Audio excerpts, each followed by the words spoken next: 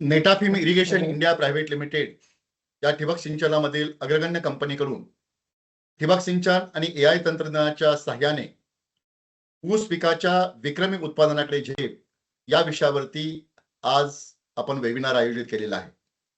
या वेबिनारसाठी आपण सर्वजण जे जॉईन झालेला आहात त्या सर्वांचं मी श्रीयुत अरुण देशमुख, प्रमुख कृषी विद्या विभाग, नेटाफिम इरिगेशन, सर्वांचं मनपूर्वक स्वागत करीत आहे. आपल्या सर्वांना कल्पना आहे की ऊस आपल्या महाराष्ट्राचं तसं देशाचं अतिशय महत्वाचं पीक आहे.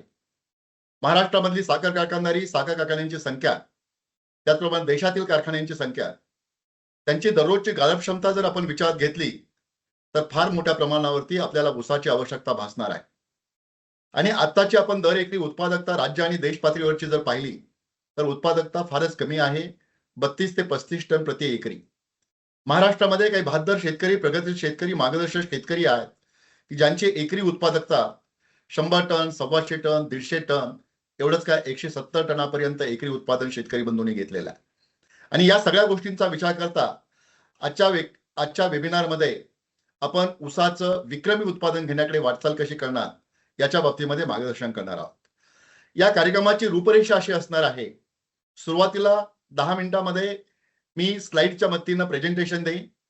त्याच्यानंतर आजच्या कार्यक्रमासाठी खास करून उपस्थित असलेले सन्माननीय मार्गदर्शक प्रगतशील शेतकरी आदरणीय श्रीयुत संजय शंकरराव कदम, राहणार खेराडवांगी, सांगली जिल्ह्यामधील आहेत.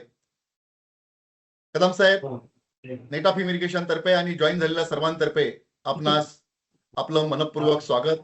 नमस्कार. नमस्कार.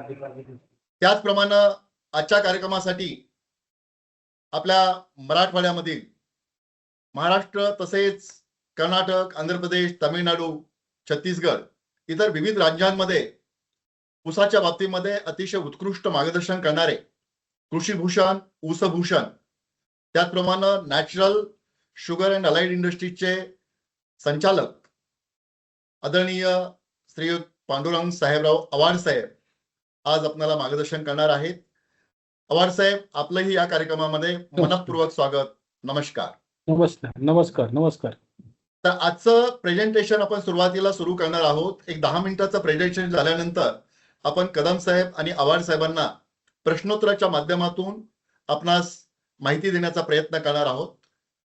आपल्या मनामध्ये प्रेझेंटेशन असेल, प्रश्नोत्तरांचा कार्यक्रम सुरू असेल, त्यावेळेला कुठलाही प्रकारचा प्रश्न, शंका जर मनामध्ये उपस्थित झाली तर सर्व जॉईन झालेल्या शेतकरी बंधूंना, त्याचप्रमाणे कर्मचारी आणि अधिकाऱ्यांना माझी नम्र विनंती राहील की आपण चार्टमध्ये आपल्या मनामध्ये आलेला प्रश्न लिहून ठेवा. तो प्रश्न आपण प्रश्नोत्तराचा कार्यक्रम आपण शेवटी घेणार आहोत आणि त्याच्यानंतर हंडे साहेब आभार प्रदर्शन करतील आणि आपला वेबिनारचा कार्यक्रम संपेल. तर माझी आपणास सर्व जॉईन झालेल्या सर्वांना विनंती आहे की आपण सुरुवातीपासून शेवटपर्यंत लक्ष देऊन या कार्यक्रमाचा अवश्य लाभ घ्यावा. पुन्हा एकदा आपणा सर्वांचं मनपूर्वक स्वागत. आता मी प्रेझेंटेशन या ठिकाणी शेअर करतो आहे. त्या प्रेझेंटेशनच्या माध्यमातून आपण या ठिकाणी पुढे जाणार आहोत. तर आपल्या सर्वांना माहिती आहे की माझा परिचय मी करून दिला. मी अरुण देशमुख. गेल्या 39 वर्षापासून ठिबक सिंचन आणि ऊस शेतीमधलं संशोधन, विकास, प्रशिक्षण, त्याचप्रमाणे महाराष्ट्रामध्ये कारखान्यांच्या माध्यमातून शेतकऱ्यांच्या शेतावरती ठिबक सिंचनाचा प्रचार आणि प्रसार योग्य पद्धतीने व्हावा, शेतकऱ्यांच्या उत्पादनामध्ये वाढ व्हावी आणि शेतकऱ्यांना एकूणच शेती सुजलाम सुफलाम व्हावी या दृष्टिकोनातून मी काम करीत आहे. मी 28 वर्ष वसंतदादा शुगर इन्स्टिट्यूटमध्ये काम केलं, कृषी अभियांत्रिकी विभागाचा प्रमुख म्हणून, त्याचप्रमाणे प्रिन्सिपल सायंटिस्ट म्हणून. गेली 11 वर्ष मी नेटाफिम इरिगेशन मध्ये deputy general manager, sugarcane projects आणि प्रमुख कृषी विद्या विभाग म्हणून कार्यरत आहे. आजचा जो विषय आहे त्या विषयामध्ये आपण जर पाहिलं तर आता ऊस उत्पादक शेतकऱ्याची गरज जर पाहिली तर शेतकऱ्याला जास्त उत्पादन पाहिजे, जास्त नफा पाहिजे, कमी जोखीम पाहिजे, सरळ, साधा आणि सोपं तंत्रज्ञान पाहिजे. कारखान्याच्या दृष्टिकोनातून कारखान्याच्या गाळप क्षमतेस अनुसरून कमीत कमी 150 दिवस कारखाना व्यवस्थितपणे चालण्यासाठी ऊसाची उपलब्धता पाहिजे, म्हणजे क्षेत्र भरपूर पाहिजे. त्याचप्रमाणे जास्त गाळप कालावधीसाठी ऊसाची उपलब्धता वाढणं आणि यासाठी दर एकरी उत्पादनामध्ये वाढ होणं महत्वाचं आहे.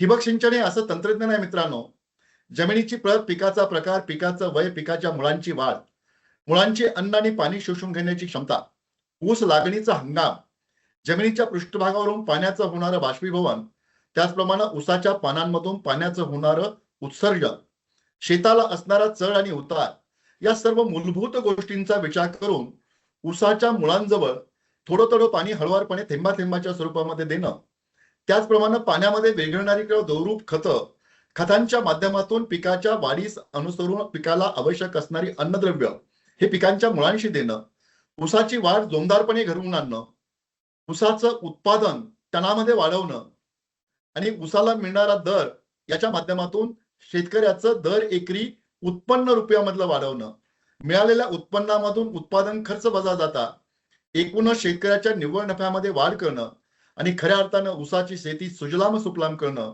आणि ऊसकरी शेतकऱ्याचं जीवन सुखी, समृद्ध आणि संपन्न करण्याचं तंत्रज्ञान म्हणजे मित्रांनो ठिबक सिंचन तंत्रज्ञान आहे. योग्य ठिकाणी, योग्य प्रमाणात, योग्य वेळेत, वेळोवेळी कुठलाही प्रकारचा अपव्यय न होता अन्नद्रव्य, पीक संरक्षक, पाणी हे पिकाच्या मुळांशी दिले जातात. महत्वाचा भाग एकच आहे, जमिनीच्या प्रकारानुसार आपल्याला 2 ड्रिपर मधलं अंतर आणि ड्रिपरचा प्रवाह निश्चित करता आला पाहिजे. 2 ड्रिपर मधलं अंतर हे हलक्या जमिनीमध्ये 30 सेंटीमीटर, तर पाण्याचा प्रवाह जो डिस्चार्ज आहे तो 1 ते 1.6 लिटर ड्रिपरचा प्रवाह. मध्यम जमिनीमध्ये 2 ड्रिपर मधलं अंतर 1.25 फुटापर्यंत म्हणजे 40 सेंटीमीटर आणि ड्रिपरचा प्रवाह 2 लिटर असला पाहिजे. भारी जमिनीमध्ये 2 ड्रिपर मधलं अंतर 50 सेंटीमीटर पर्यंत आपण ठेवू शकतो आणि ड्रिपरचा प्रवाह 2 ते 3 लिटर प्रति ताशी ठेवू शकतो. यापेक्षा जास्त प्रवाहाची बिलकुल आवश्यकता नाही. यासाठी नेटाफिम तर्फे आपण आयरिश ड्रिपर जे देतो त्याला मोठा व पूर्ण लांबीचा फिल्टर, भोवऱ्याचं तंत्रज्ञान आहे, विस्तृत प्रवाहपथ आहे, उच्च गुणवत्ता पॉलिएथिन पासून हा आपण ड्रिपर बनवलेला आहे. त्याच्यानंतर जमिनी जर चढ उताराच्या असतील तर त्याच्यामध्ये आपण दाब नियंत्रित ड्रिपरचा वापर करतो, ज्याला आपण ड्रिपनेट पीसी असं म्हणतो. याच्यामध्ये 5 मीटर पासून 25 मीटर पर्यंत जरी चढ उतारामध्ये फरक असेल तरी सर्व ठिकाणी सारख्या प्रमाणामध्ये पाणी आणि अन्नद्रव्य देण्याचं काम या ड्रिपरच्या माध्यमातून केलं जातं. ज्याही शेतकऱ्यांना कमी किमतीमध्ये सबसिडी शिवाय जर आपल्याला ठिबक करायचं असेल तर आपण तुफान ही दमदार ड्रिपलाईन नेटाफिम तर्फे इंट्रोड्यूस करण्यात आलेली आहे. फ्लेक्सनेटचा वापर आपण मेन आणि सबमेन साठी करू शकतो आणि ही जी तुफान ड्रिपलाईन आहे याचा 0.45 मिलीमीटर त्याची जाडी आहे, 40% अधिक शक्तिशाली, अधिक किफायतशीर, सर्व हंगाम आणि सर्वच पिकांसाठी आणि खास करून ऊसासाठी फ्लेक्सनेट आणि तुफान ड्रिपलाईन ही अतिशय उपयोगाची आहे. नेटाफिम आपल्याला कल्पना आहे जगातली 1 नंबरची कंपनी आहे. अचूक, उत्कृष्ट आणि आर्थिकदृष्ट्या योग्य डिझाईन आपण देतो. विक्रीपूर्व आणि विक्री पश्चात सेवा अतिशय उत्तम देतो. शेतकऱ्यांना परवडणाऱ्या योग्य किमतीमध्ये आपण ठिबक सिंचन पुरवतो. शेतकऱ्यांना दर्जेदार आणि तांत्रिक सल्ला आपण देतो आणि कृषी क्षेत्रामध्ये अनेक पिकांमध्ये यशोगाथा आपण तयार केलेल्या आहे. मला या ठिकाणी एक गोष्ट अतिशय महत्वाची नमूद करायची आहे. ऊस या पिकाच्या बाबतीमध्ये जर आपण पाहिलं तर जमिनीच्या आतमध्ये 40 सेंटीमीटर खोलीपर्यंत साधारणपणे 85% मुळं असतात. त्यामुळे आपल्याला 1.25 फुटामध्येच पाणी देणं जरुरीचं आहे. त्याच्यापेक्षा खाली जर आपण पाणी दिलं तर पाणी आणि खतं दोन्हीही वाया जातात. म्हणून आपल्याला कमी प्रवाहाचे ड्रिपर वापरणं हे निश्चितपणे महत्वाचं आहे आणि नेटाफिम निश्चितपणे याच गोष्टीचा प्रचार आणि प्रसार करत असतं. नेटाफिम तर्फे ठिबक सिंचनाखाली विविध हंगामामध्ये सुरू असेल, पूर्व हंगाम असेल, अडसाली असेल किंवा खोडवा पीक असेल, याच्यासाठी शेतकऱ्यांनी बसवलेल्या ड्रिप इरिगेशनच्या अनुषंगाने आम्ही किती पाणी द्यावं आणि दररोज ठिबक किती चालवावा याच्याबाबतचे चार्ट तयार करून देत असतो. आता ठिबक हे पाणी देण्यापेक्षा महत्वाचं म्हणजे ठिबकद्वारे खतं देणं आणि खतं दिल्यामुळं ठिबक सिंचनामध्ये आपल्याला उत्पादन निश्चितपणे वाढवून मिळतं. खरं पाहायला गेलं तर नत्र स्फुरत पालाशी मुख्य अन्नद्रव्य आहेत. याच्या बाबतीमध्ये ठिबकद्वारे जर आपण ही खतं दिली तर त्याची कार्यक्षमता, नत्राची कार्यक्षमता पाटपाण्याखाली 30% असते, ती 95% ठिबक खाली जाते. स्फुरतची कार्यक्षमता 20 पासून 45 ते 50% जाते, तर पालाची कार्यक्षमता 50% पासून 80% याचा अर्थ 2.5 ते 3 पट ठिबकद्वारे खते दिल्याने कार्यक्षमता वाढते. तर आपण विविध हंगामानुसार ठिबक सिंचनाद्वारे खते कशी द्यावीत याचे सुद्धा चार्ट आपण शेतकऱ्यांना उपलब्ध करून देत असतो. हे निश्चितपणे महत्वाचं आहे.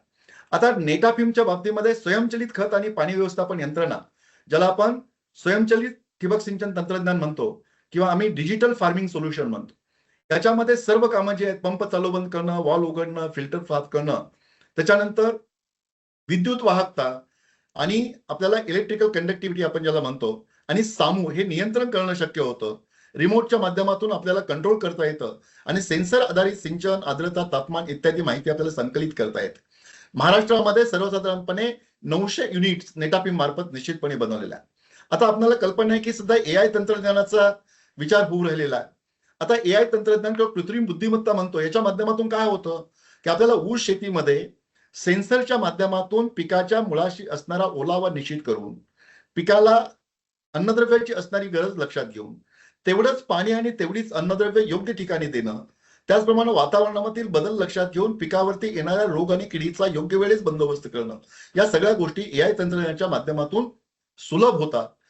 आपलं कृषी विज्ञान केंद्र आहे किंवा कृषी विकास प्रतिष्ठान जे बारामतीचं आहे, वसंतदादा शृंगनिष्ठ असतील, महाराष्ट्र शासन असेल आणि शेतकऱ्यांच्या माध्यमातून, कारखान्यांच्या माध्यमातून एआयचा प्रसार आणि प्रचार महाराष्ट्रामध्ये मोठ्या प्रमाणावरती सध्या सुरू आहे. याचा वापर केल्यामुळे काय होतं, निष्कर्ष असे ऊसाच्या उत्पादनामध्ये 40% वाढ होते. त्याचप्रमाणे उत्पादन खर्च सुद्धा आपल्याला कमी करता येतो आणि निश्चितपणे हे तंत्रज्ञान येणाऱ्या काळामध्ये प्रभावीपणे वापरणं अतिशय जरुरीचं आहे. आता याच्यामध्ये हब आणि स्पोक मॉडेल असतं. याच्यामध्ये काय असतं की शेतकऱ्याच्या शेतामध्ये सेन्सर्स बसवलेले असतात. एकच गोष्ट अतिशय महत्वाची आपणा सर्वांसाठी मी इथे सांगू इच्छितो की सर्वसाधारणपणे ठिबक सिंचनाची निवड करत असताना ज्या ठिबक सिंचनामधून शेताच्या सर्व कानाकोपऱ्यामध्ये एकसारखं पाणी आणि एकसारखा अन्नद्रव्य उपलब्ध होतील अशा प्रकारचं ठिबक सिंचन निवडणं अतिशय जरुरीचं आहे. ठिबक सिंचन योग्य नसेल तर काही ठिकाणी जास्त पाणी आणि अन्नद्रव्य पडतील, काही ठिकाणी कमी पडतील आणि सेन्सर बसवलेल्या ठिकाणी जर आपल्या संपूर्ण शेताचं प्रातिनिधिक स्वरूपामध्ये जर आपल्याला निष्कर्ष मिळाले नाही तर आपल्याला एआय तंत्रज्ञानाचे निष्कर्ष सुद्धा चांगले मिळणार नाही. म्हणून ठिबक सिंचनाची योग्य निवड हा एआय तंत्रज्ञान यशस्वी होण्यामागचा अतिशय महत्वाचा घटक आहे. याच्यानंतर वातावरणामधला बदल लक्षात घेण्यासाठी किंवा हवामान असेल, तापमान असेल याची माहिती घेण्यासाठी स्वयंचलित हवामान केंद्र या ठिकाणी वापरलं जातं. वेगवेगळी उपकरणं आहेत, त्याच्यामध्ये ड्रोनचा वापर केला जातो, सेन्सर्स मी सांगितलं संवेदक त्याचा वापर केला जातो, ठिबक सिंचनाचा स्मार्ट सिंचन प्रणालीमध्ये वापर केला जातो, ओलावा संवेदक किंवा सेन्सर आपल्याला महत्वाचे आहे, त्याचप्रमाणे हवामान केंद्र महत्वाचं आहे, मोबाईल ऍप आहे आणि उपग्रह प्रणाली आपण सॅटेलाइट म्हणतो त्याचा उपयोग. तर मित्रांनो, नेटापिम ठिबक सिंचन हे ठिबक सिंचन शेतकऱ्यांना फक्त विकण्याचं काम न करता शेतकऱ्यांना ठिबक सिंचनाच्या माध्यमातून शेतकऱ्याचं उत्पादन, उत्पन्न आणि निव्वळ नफ्यामध्ये वाढ करण्यासाठी शेतकऱ्यांबरोबर सहभागी होत असतं. शेतकऱ्यांचं भलं तरच सगळ्यांचं भलं या उद्देशाने नेटापिम हे शेतकऱ्यांच्या पुढे 2 पावलं आपणा बरोबर आहे, ही गोष्ट मी या ठिकाणी नमूद करू शकतो. ठिबक सिंचनाच्या वापरामुळे मी सांगितलं त्याप्रमाणे उत्पादनामध्ये 30 ते 40% वाढ होतेच, पाण्यामध्ये 50% बचत होते आणि शेतकऱ्याच्या निव्वळ नफ्यामध्ये एकरी 1 ते 1.25 लाखापर्यंत निश्चितपणे फरक पडू शकतो. मित्रांनो, नेटापिमची साथ हमखास भरभराट आपणासाठी आहे. मी या ठिकाणी जे प्रेझेंटेशन होतं ते प्रेझेंटेशन आपणापुढे सादर केलेलं आहे. आपणा सर्वांना मनपूर्वक धन्यवाद देतो. आपल्या मनामध्ये काहीही प्रश्न असतील तर नेटापिमला नेहमीच आपण संपर्क करू शकता. आमचा मिस कॉल नंबर आपल्या माहितीसाठी जो आहे तो 89 55 66 44 03 असा आहे. टोल फ्री नंबर जो आमचा आहे तो 1800 103 2000. त्याच्यानंतर आम्ही फेसबुकवरती उपलब्ध आहोत, लिंकवरती उपलब्ध आहोत, युट्यूबवरती उपलब्ध आहोत. या सर्वांचा फायदा आपण निश्चितपणे घेऊ शकता आणि आपल्याला नेटापिम ठिबक सिंचनाच्या माध्यमातून आपण निश्चितपणे आपलं उत्पादन आणि उत्पन्न वाढवू शकता. तर मला असं वाटतं आपणा सर्वांचे मनपूर्वक धन्यवाद. कमी वेळेमध्ये मी आपल्याला प्रेझेंटेशन देण्याचा प्रयत्न केलेला आहे. आज या ठिकाणी जे शेतकरी उपलब्ध आहे, जे सन्माननीय शेतकरी, प्रगतिशील शेतकरी आणि ज्यांनी, मी नेहमी असं म्हणतो की उक्ती आहे आपली जशी, आधी केले मग सांगितले, ज्याने प्रत्यक्ष स्वतःच्या शेतामध्ये अतिशय उत्कृष्ट असं उत्पादन घेतलं. एकरी 100 टन, 125 टन, 150 टनापर्यंत या शेतकऱ्यांनी उत्पादन घेतलेलं आहे आणि त्यांनी स्वतःच्या शेतामध्ये उत्पादन फक्त घेऊन स्वतःचं भलं याचा विचार न करता इतर शेतकऱ्यांना आपल्या कार्यक्षेत्रामधले असतील, आपल्या जिल्ह्यामधले असतील, महाराष्ट्र राज्यामध्ये असतील, आबांच्या बाबतीत तर आबा छत्तीसगड, कर्नाटक, आंध्र प्रदेश, तामिळनाडू, इतर राज्यामध्ये सुद्धा शेतकऱ्यांना मार्गदर्शन करण्याचं काम निश्चितपणे करीत आहेत. कदम साहेब हे काम करीत आहेत. कदम साहेबांच्याकडे आपण जे स्वयंचलित तंत्रज्ञान बसवलं आहे त्यांच्या माध्यमातून त्यांच्याकडे प्रयोग हे पाहिल्यानंतर त्याच्यामध्ये मला असं वाटतं 50 शेतकऱ्यांना त्यांच्यामधून स्फुरण किंवा प्रेरणा घेऊन त्या शेतकऱ्यांनी आधुनिक तंत्रज्ञानाचा वापर केलेला आहे. तर सर्वप्रथम कदम साहेब, मी आपलं या ठिकाणी मनपूर्वक स्वागत करतो. आपलं आणि आबा, मी आपलं या ठिकाणी मनपूर्वक स्वागत करतो. मी सुरुवातीला थोडक्यात परिचय करून देतो. कदम साहेबांचा परिचय असा आहे, कदम साहेब गेल्या 1993 पासून ऊसाची, त्याचप्रमाणे द्राक्ष असतील, त्याचप्रमाणे आलं असेल, केळी असेल, या पिकांचं अतिशय उत्कृष्ट असं उत्पादन घेतात. त्यांच्या शेतामध्ये खास वैशिष्ट्य असं आहे, त्यांची जमीन माळरानाची आहे. त्यांनी ऊसाच्या शेतीमध्ये डबल रिप्लाइनचा वापर केला, आल्याच्या शेतीमध्ये डबल रिप्लाइनचा वापर केला, केळीमध्ये डबल रिप्लाइनचा वापर केला आणि अतिशय प्रचंड प्रमाणामध्ये, म्हणजे जिथं त्यांचं उत्पादन 50-60 टनाचं एकरी होतं, पण आता त्यांचं उत्पादन एकरी म्हणजे एका वेळेला तरी त्यांनी 13 एकरावरती 117 टनाचं सरासरीनं उत्पादन घेतलं. 17 एकर. त्याच्यानंतर पुढे 117 टनाचं उत्पादन घेतलं. त्याच्यानंतर पुढे जाऊन त्यांनी प्रयत्न असे केले, 137-140 टनापर्यंत एकरी उत्पादन त्याने नेलं आणि मला सांगायला आनंद वाटतो की सातत्यानं त्यांचं उत्पादन चांगलं आहे. कदम साहेब, आपण करत असलेलं जी स्वतःची उत्कृष्ट शेती आहे आणि आपण शेतकऱ्याला करणारं मार्गदर्शन हे निश्चितपणे उपयोगी राहतं. आबांच्या बाबतीत सांगायचं झालं तर आबा हे कृषीभूषण, महाराष्ट्र शासनातर्फे त्यांना कृषीभूषण म्हणून पुरस्कार मिळालेला आहे. वसंतदादा शिवशृंगारे ऊसभूषण पुरस्कार मिळालेला आहे. अनेक पुरस्कार त्यांना मिळाले. म्हणजे मला सांगायचं झालं तर मानपत्र आपल्याला मिळालेलं आहे उस्मानाबाद जिल्ह्यामधून, म्हणजे आता धाराशिव जिल्हा आहे. लोकमंगल उद्योग समूह सोलापूरचा आहे, त्याच्यामार्फत कृषी गौरव पुरस्कार त्यांना 2010 मध्ये मिळालेला आहे. निखिल शुगर मध्य प्रदेश मधून त्यांना सन्मानपत्र 2010 मध्ये मिळालेलं आहे. नेटाफिम इरिगेशनचे ते सन्माननीय वापरकर्ते असल्यामुळं त्यांना 2012चा कृषीश्री पुरस्कार मिळालेला आहे. कृषी भारत प्रकाशन नागपूरचा कृषी गौरव पुरस्कार 2012 साली मिळालेला आहे. बळीराजा पुरस्कार मिळालेला आहे. कृषी सेवा पुरस्कार मिळालेला आहे. मराठवाड्याचं भूषण म्हणून मराठवाडा भूषण त्यांना 2013 साली पुरस्कार मिळालेला आहे. श्री लोध स्मृती पुरस्कार त्यांना मिळालेला आहे. कृषी रत्न पुरस्कार त्यांना मिळाला आहे. फार्मर्स अवॉर्ड आहे, कृषी गौरव, अनेक पुरस्कारांनी ते पुरस्कृत आहे. मला सांगायचं इथंच आहे की आज आपणा सर्वांना मार्गदर्शन करण्यासाठी अतिशय उत्कृष्ट असे जे सन्माननीय शेतकरी, प्रगतीशील शेतकरी लाभलेले आहेत, त्यांचा आपण निश्चितपणे आजच्या कार्यक्रमामध्ये उपयोग करून घेणार आहोत. तर सर्वप्रथम मी कदम साहेबांना काही प्रश्न विचारेन. कदम साहेब, त्या प्रश्नाची आपण उत्तरं द्यावीत ही अपेक्षा आहे. पहिला प्रश्न कदम साहेबांसाठी आहे. आपण आपल्या ऊस शेतीमध्ये आम्ही जे पाहिलं की डबल ड्रिप लाईन किंवा डबल इनलाईन ड्रिप पद्धतीचा वापर गेल्या अनेक वर्षापासून करीत आहात. आता हे करण्यामागचा तुमचा उद्देश काय आणि याच्यापासून तुम्हाला नेमके काय फायदे झाले?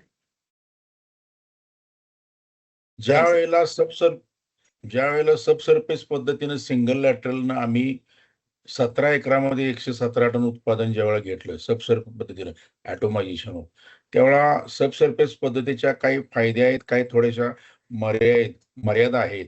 हे लक्षात आल्यानंतर आम्ही ड्रिप लाईन वर घेतली. वर घेत असताना 6x2 लागण असल्यामुळं ऊसाच्या दोन्ही बाजूला मुळ्यांना पुरेसं पाणी मिळावं आणि दोन्ही बाजूला वापसा कंडिशन राहावी म्हणून 6 फुटाच्या मध्ये बाजूला 2 लॅटरल 1.40 सेंटीमीटरवर 2 लिटरचा ड्रिपर नेटाफेमचा तो बसवला आणि ती ऊसाचं उत्पादन आम्ही त्यावेळेला घेतलं. त्यावेळेला पहिल्यांदा आम्हाला 133 टनाचं निघालं आणि त्यानंतर दुसऱ्या वर्षी 140 टनापर्यंत 137 ते 40 टनापर्यंत मिळालं. 2 डबल लॅटरल मिळाल्याचा फायदा असा झाला की ऊसाच्या दोन्ही बाजूला पाणी मिळालं आणि ऊसांच्या मुळ्यांची वाढ भरपूर झाली. त्याच्यामुळे आम्हाला असं वाटतंय की डबल लॅटरल ही गरजेची आहे. निश्चितपणे आपलं असं मत आहे की डबल रिप्लाइनच्या माध्यमातून खत आणि पाणी व्यवस्थापन चांगल्या प्रकारे होतं आणि आपल्याला उत्पादन चांगलं मिळतं. आपल्यासाठी दुसरा प्रश्न असा आहे, आपण आपल्या शेतीमध्ये स्वयंचलित ठिबक सिंचन तंत्रज्ञान, ज्याला ऑटोमेशन आपण म्हणतो, ते गेल्या बऱ्याच वर्षापासून आपण वापरत आहात. तर आता हे वापरल्यामुळं आपणाला शेती व्यवस्थापनामध्ये दररोज काम करत असताना काय काय फायदे झाले असं आपल्याला वाटतंय? आमच्याकडे 4 दिवस दिवसा लाईट आहे, 3 दिवस रात्रीची लाईट आहे. रात्रीची लाईट कधी 10ला, कधी 12ला, कधी 1ला येते. त्यावेळेला इरिगेशन आणि फर्टिगेशन देणं आमच्याकडे अशक्य आहे. जिथं आमची शेती आहे तिथून 15 ते 20 किलोमीटर अंतरावर मी राहायला आहे. तिथून रोज रात्रीचं येणं जाणं, लेबर प्रॉब्लेम आमच्याकडे भरपूर आहे. आमची एका ठिकाणी 20 एकर आहे आणि एका ठिकाणी 10 एकर शेती आहे. दोन्ही ठिकाणी मॅनेजमेंट होत नाही. त्याच्यामुळं नेटाफेम कंपनीच्या अधिकाऱ्याने आम्हाला सुचवल्यानंतर पहिल्या 20 एकराला आम्ही ते ॲटोमायझेशन बसवलं. तिथं इतके फंटॅस्टिक खूप चांगले असे रिझल्ट मिळाल्यानंतर 2 वर्षांना आम्ही दुसऱ्या एका 10 एकरच्या माझ्या स्वतःच्या शेतामध्ये आम्ही दुसरं ॲटोमायझेशन युनिट बसवलं. त्याच्यामुळं 20% पाण्याची बचत आणखीन झाली, 20% उत्पादन खर्चात बचत झाली आणि 25 ते 30% उत्पादनात वाढ झाली. सुरुवातीचं ठिबक होतं आणि ऑटोमेशन केल्यानंतर तुम्हाला एवढा फरक ऍडिशनल वाटला. हा. निश्चित. 1993ला जेव्हा मी ह्या शेतीमध्ये शिरलो तेव्हा इतर कंपन्यांचं ड्रीप आम्ही वापरत होतो. तेव्हा एकरी 50-60 या टनेजच्या पुढे आम्ही कधी जात नव्हतो. पण ज्या वेळेला 2014 पासून आम्ही या नेटाफेम कंपनीच्या संपर्कात येऊन आम्ही त्यांचे प्रोडक्ट वापरायला लागल्यानंतर पहिल्याच वर्षी आम्हाला 17 एकरामध्ये 117 टन ॲटोमायझेशन पद्धतीनं मिळालं. अच्छा. दुसरा म्हणजे लेबर प्रॉब्लेम अलीकडे आता आपल्याकडे भरपूर आहे, तुम्हालाही माहित आहे. तर लेबर प्रॉब्लेम पूर्ण नाहीसा आमच्याकडे आहे. 17 एकरामध्ये एकच मनुष्य हँडल करतो. त्याला सुद्धा पूर्ण वेळ हँडल करायला अख्खा दिवस लागत नाही. 1-2 तास असले की पुरेसे होतात. निश्चित. म्हणजे तुमचं असं मत आहे, उत्पादन वाढण्याबरोबरच मजुरांचा प्रश्न सोडवण्यासाठी ऑटोमेशन अतिशय महत्वाचं आहे आणि ती काळाची हो, गरज आणि आहे. उत्पादन खर्चात बी बचत होते. नक्की, नक्की. ॲटोमायझेशन मध्ये थेंबा-थेंबानं पाणी आणि ग्रॅमनं आम्ही खतं देतो. त्याच्यामुळं अगदी. मोजून खतं आणि मोजून पाणी दिल्यामुळं आमच्या ऊसाला वापसा कंडिशन राहत असते. माझ्या हिशोबाप्रमाणे ठिबकचे जे शेतकरी आहेत रुटीनचे, त्यांचं सुद्धा गरजेपेक्षा प्रचंड पाणी जास्तच दिलं जातंय. परंतु नेटाफेमच्या ॲग्रोनॉमीच्या सल्ल्यानं आम्ही दर महिन्याला ते आल्यानंतर आम्हाला जे काही सल्ला सुचवतात त्याप्रमाणे दर महिन्याला किती पाणी द्यायचं आहे दररोज, त्याचा चार्ट आमच्याकडे असतोय. दर महिन्याला खतं कुठली द्यायची आहेत, ते आमच्याकडे चार्ट असतोय. त्यामुळं दररोज आम्ही प्रत्येक प्लॉटला ग्रॅमनं खतं आणि लिटरनं पाणी मोजून दिल्यामुळं पाण्याचा अपव्यय थांबतोय, तणांचं नियंत्रण थांबतंय आणि पाण्याचे गरजे एवढंच पाणी मिळाल्यामुळं ऊसाच्या बोधामध्ये वापसा कंडिशन राहून पांढऱ्या मुळ्याची प्रचंड संख्या वाढलेली दिसली. त्याच्यामुळं जाडी ऊसाची वाढली, ऊसाची ग्रोथ वाढली, पानाची साईज वाढली, पानाची काळोखी वाढली आणि त्याच्यामुळं आम्हाला ऊसाचं उत्पादन चांगलं मिळालं. हे निश्चित. सगळ्याचं मूळ आणि हार्ट एकच आहे. खत आणि पाणी ज्याचं वेळेवर व्यवस्थित योग्य त्या ठिकाणी आहे. मुळी निश्चित, एकीकडं निश्चित. मुळी एकीकडं आणि ड्रिपची लाईन एकीकडं, त्याच्यामुळं होणार नाही. त्यामुळं या शेतीचा खरा हार्ट आहे तो ड्रिपचं पाणी आणि खतं ही वेळेवर उपलब्ध झाली पाहिजेत आणि थोडी-थोडी, सारखी-सारखी मिळाली पाहिजे. निश्चित, निश्चित. आपण फारच चांगल्या प्रकारे आपण स्वतः तुम्हाला त्याच्यामध्ये माहिती करून घेतली आणि तुम्ही इतरांनाही मार्गदर्शन. कदम साहेब, मला एक विचारायचं, तुम्ही ऑटोमेशन बसवलं आणि इतरांना सांगितलं, याच्यामुळे किती युनिट तुमच्या भागामध्ये बसले हो नेटाफेमच्या ऑटोमेशनचे? आमच्या कडेगाव तालुक्यामध्ये पहिलं युनिट माझ्या हिशोबानं आमचं होतं. त्याच वेळेला इतर एका कंपनीचं 1 युनिट होतं. असे 2च युनिट होते. बरोबर. आमच्या युनिट नंतर कडेगाव तालुक्यामध्ये डॉक्टर पतोराव कदम सोनहिरा सहकारी साखर कारखान्याचे एम-डी साहेब शरद कदम, राईट. सोनहिरा सहकारी साखर कारखान्याचे चेअरमन मोहनराव कदम दादा आणि शांताराम बापू ह्यांनी पहिल्यांदा हे 5-6 युनिट बसवली आणि आमचा रिझल्ट बघून खानापूर तालुक्यामध्ये पारे, परत शाळशिंगे ह्या सगळ्यांचं मिळून 50 ते 55 लोकांनी युनिट बसवले. आज सुद्धा माझ्याकडं आठवड्यातनं 15 दिवसातनं लोक येतात ऑटोमेशन बघायला आणि मी त्याला सांगतो, की कंपनीची स्टँडर्ड आणि टोयोटो गाडी घेतली तर कसा आपल्याला रिझल्ट मिळतो, तसं नेटाफेम कंपनीचंच घ्या. इतर कंपन्यांमध्ये 4 पैसे तुमचे वाचतील, पण 3-4 वर्षांनी तुम्हाला पश्चाताप होईल. आज 2014 पासून 12 वर्ष झालं. माझ्याकडे जे युनिट आहे, ते आजही खणखणीत असं आहे, मेंटेनन्स फ्री आहे आणि एकदम चांगल्या स्थितीत आहे. पण काही निश्चित, निश्चित. कंपन्यांचं माझ्याकडे जे लोकं पुन्हा आले, काही कंपन्यांचं वापरलं आणि पुन्हा त्यांनी पश्चात्ताप झाल्यानंतर पुन्हा दुसरं त्यांनी बदललं. त्याच्यामुळं आम्हाला आता इथून पुढे जर शेती करायची असेल तर ऑटोमेशन पर्याय नाही. नक्की, नक्की, नक्की. कदम साहेब, आपला अनुभव हा इतर सर्वांसाठी निश्चितच मार्गदर्शक आहे. मला कदम साहेब आपल्याला हे विचारायचं, की आपण आता 100 टनावरून 117 टनावर गेला, 137, 140 टनावरती गेला. मला काय म्हणायचंय, एक तर असं आहे, की तुम्ही ठिबकमध्ये पाणी आणि खतं देताय. पण अजून काय-काय गोष्टी करता शेतीमध्ये? 2-4 गोष्टी की ज्या महत्त्वाच्या आहेत तुम्हाला वाटतं? आणि तुम्हाला असं काय, माझं तुम्हाला आणखीन एक विचारणं आहे, की कदम साहेब तुमचा उद्दिष्ट किती आहे बाबा? म्हणजे तुम्हाला आता तुम्ही 137 140 टनापर्यंत गेला. पण तुम्हाला काय वाटतंय, की भविष्यामध्ये माझं एकरी एवढं उत्पादन काढण्याचा म्हणजे नियोजन आहे? 150 टनाच्या पुढे जायचं माझ्या डोक्यात आहे. 160 पर्यंत. निश्चित, निश्चित. आणि नंतर पण आणखीन कसा रिझल्ट मिळतोय त्या हिशोबाने आहे. परंतु मगाशी मी एक मुद्दा सांगायला राहिलो, की नेटाफेम कंपनीचे ॲग्रोनॉमिस्ट आमचे बिटले साहेब, अरुण देशमुख साहेब, ह्या दोघांच्या सल्ल्यामुळं माझं हे उत्पादन वाढलं आणि नेटाबिम कंपनीच्या माझ्या आयुष्यात आल्यामुळं एक स्वतःचा एक सेल्फ कॉन्फिडन्स जी म्हणतो, तो कॉन्फिडन्स बाजारात कुठेही विकत मिळत नाही. तो ह्या कंपनीनं आणि ॲग्रोनॉमीच्या सल्ल्यामुळं मला मिळाला. आल्यामध्ये माझं एकरी 54 टन आहे. ऊसामध्ये केळीमध्ये 140 टन आहे. केळीमध्ये 40-45 टन आहे. तर हा जो रिझल्ट आहे तो ड्रिपचे इन्फ्रास्ट्रक्चर परफेक्ट असल्यामुळं, त्याचा सर्वे इन्फ्रास्ट्रक्चर व्यवस्थित असल्यामुळं आम्हाला फारसं काही नवीन काय करावं लागत नाही. माझ्याकडे आता 6x2 ची रोप लागण आहे. 6 फुटावर असल्यामुळं ऊसांची संख्या मर्यादित राहते. ऊसाचं उत्पादन हे ऊसाच्या संख्येवर आणि ऊसाचा पिकाचा कालावधी ह्याच्यावर अवलंबून राहते. त्यामुळं आम्ही आडचालीला 6x2 ऊसाची रोप लागण करतो. एकरी शेणखत पास्टवाल्या आणि मळी पास्टवाल्या वापरतो. रान उन्हाळ्यामध्ये तापवून घेतो. लागण करतेवेळी बेसल डोस घालतो. पुन्हा बाळभरणी डोस देतो. 2 वेळा त्या ऊसाचा पाला काढतो. दर 20 दिवसाला डॉक्टर जमदग्नी सर म्हणून आहेत त्यांचे स्प्रे देतो, की ज्याच्यामध्ये GA, बरोबर. 6B आहे, मायक्रोन्यूट आहे आणि वेळोवेळी नेटाबेम कंपनीच्या ॲग्रोनॉमी सरांना विचारून मी ही करत असतोय. आता अलीकडे आमच्याकडे राठोड साहेब म्हणून आहेत ते येतात आणि ते मार्गदर्शन देत असतात. निश्चित, निश्चित. तर आता मला एक म्हणायचं आहे, की आपण गेल्या अनेक वर्षापासून नेटाबीम म्हणजे 2014 पासून आपण सांगितलं. आता नेटाबीम ठिबक सिंचनाचं तुम्ही वापरताय. तर त्याच्या प्रॉडक्ट बद्दल किंवा तुम्हाला एकंदरीत काय अनुभव आहे किंवा काय प्रतिक्रिया आहे तुमची?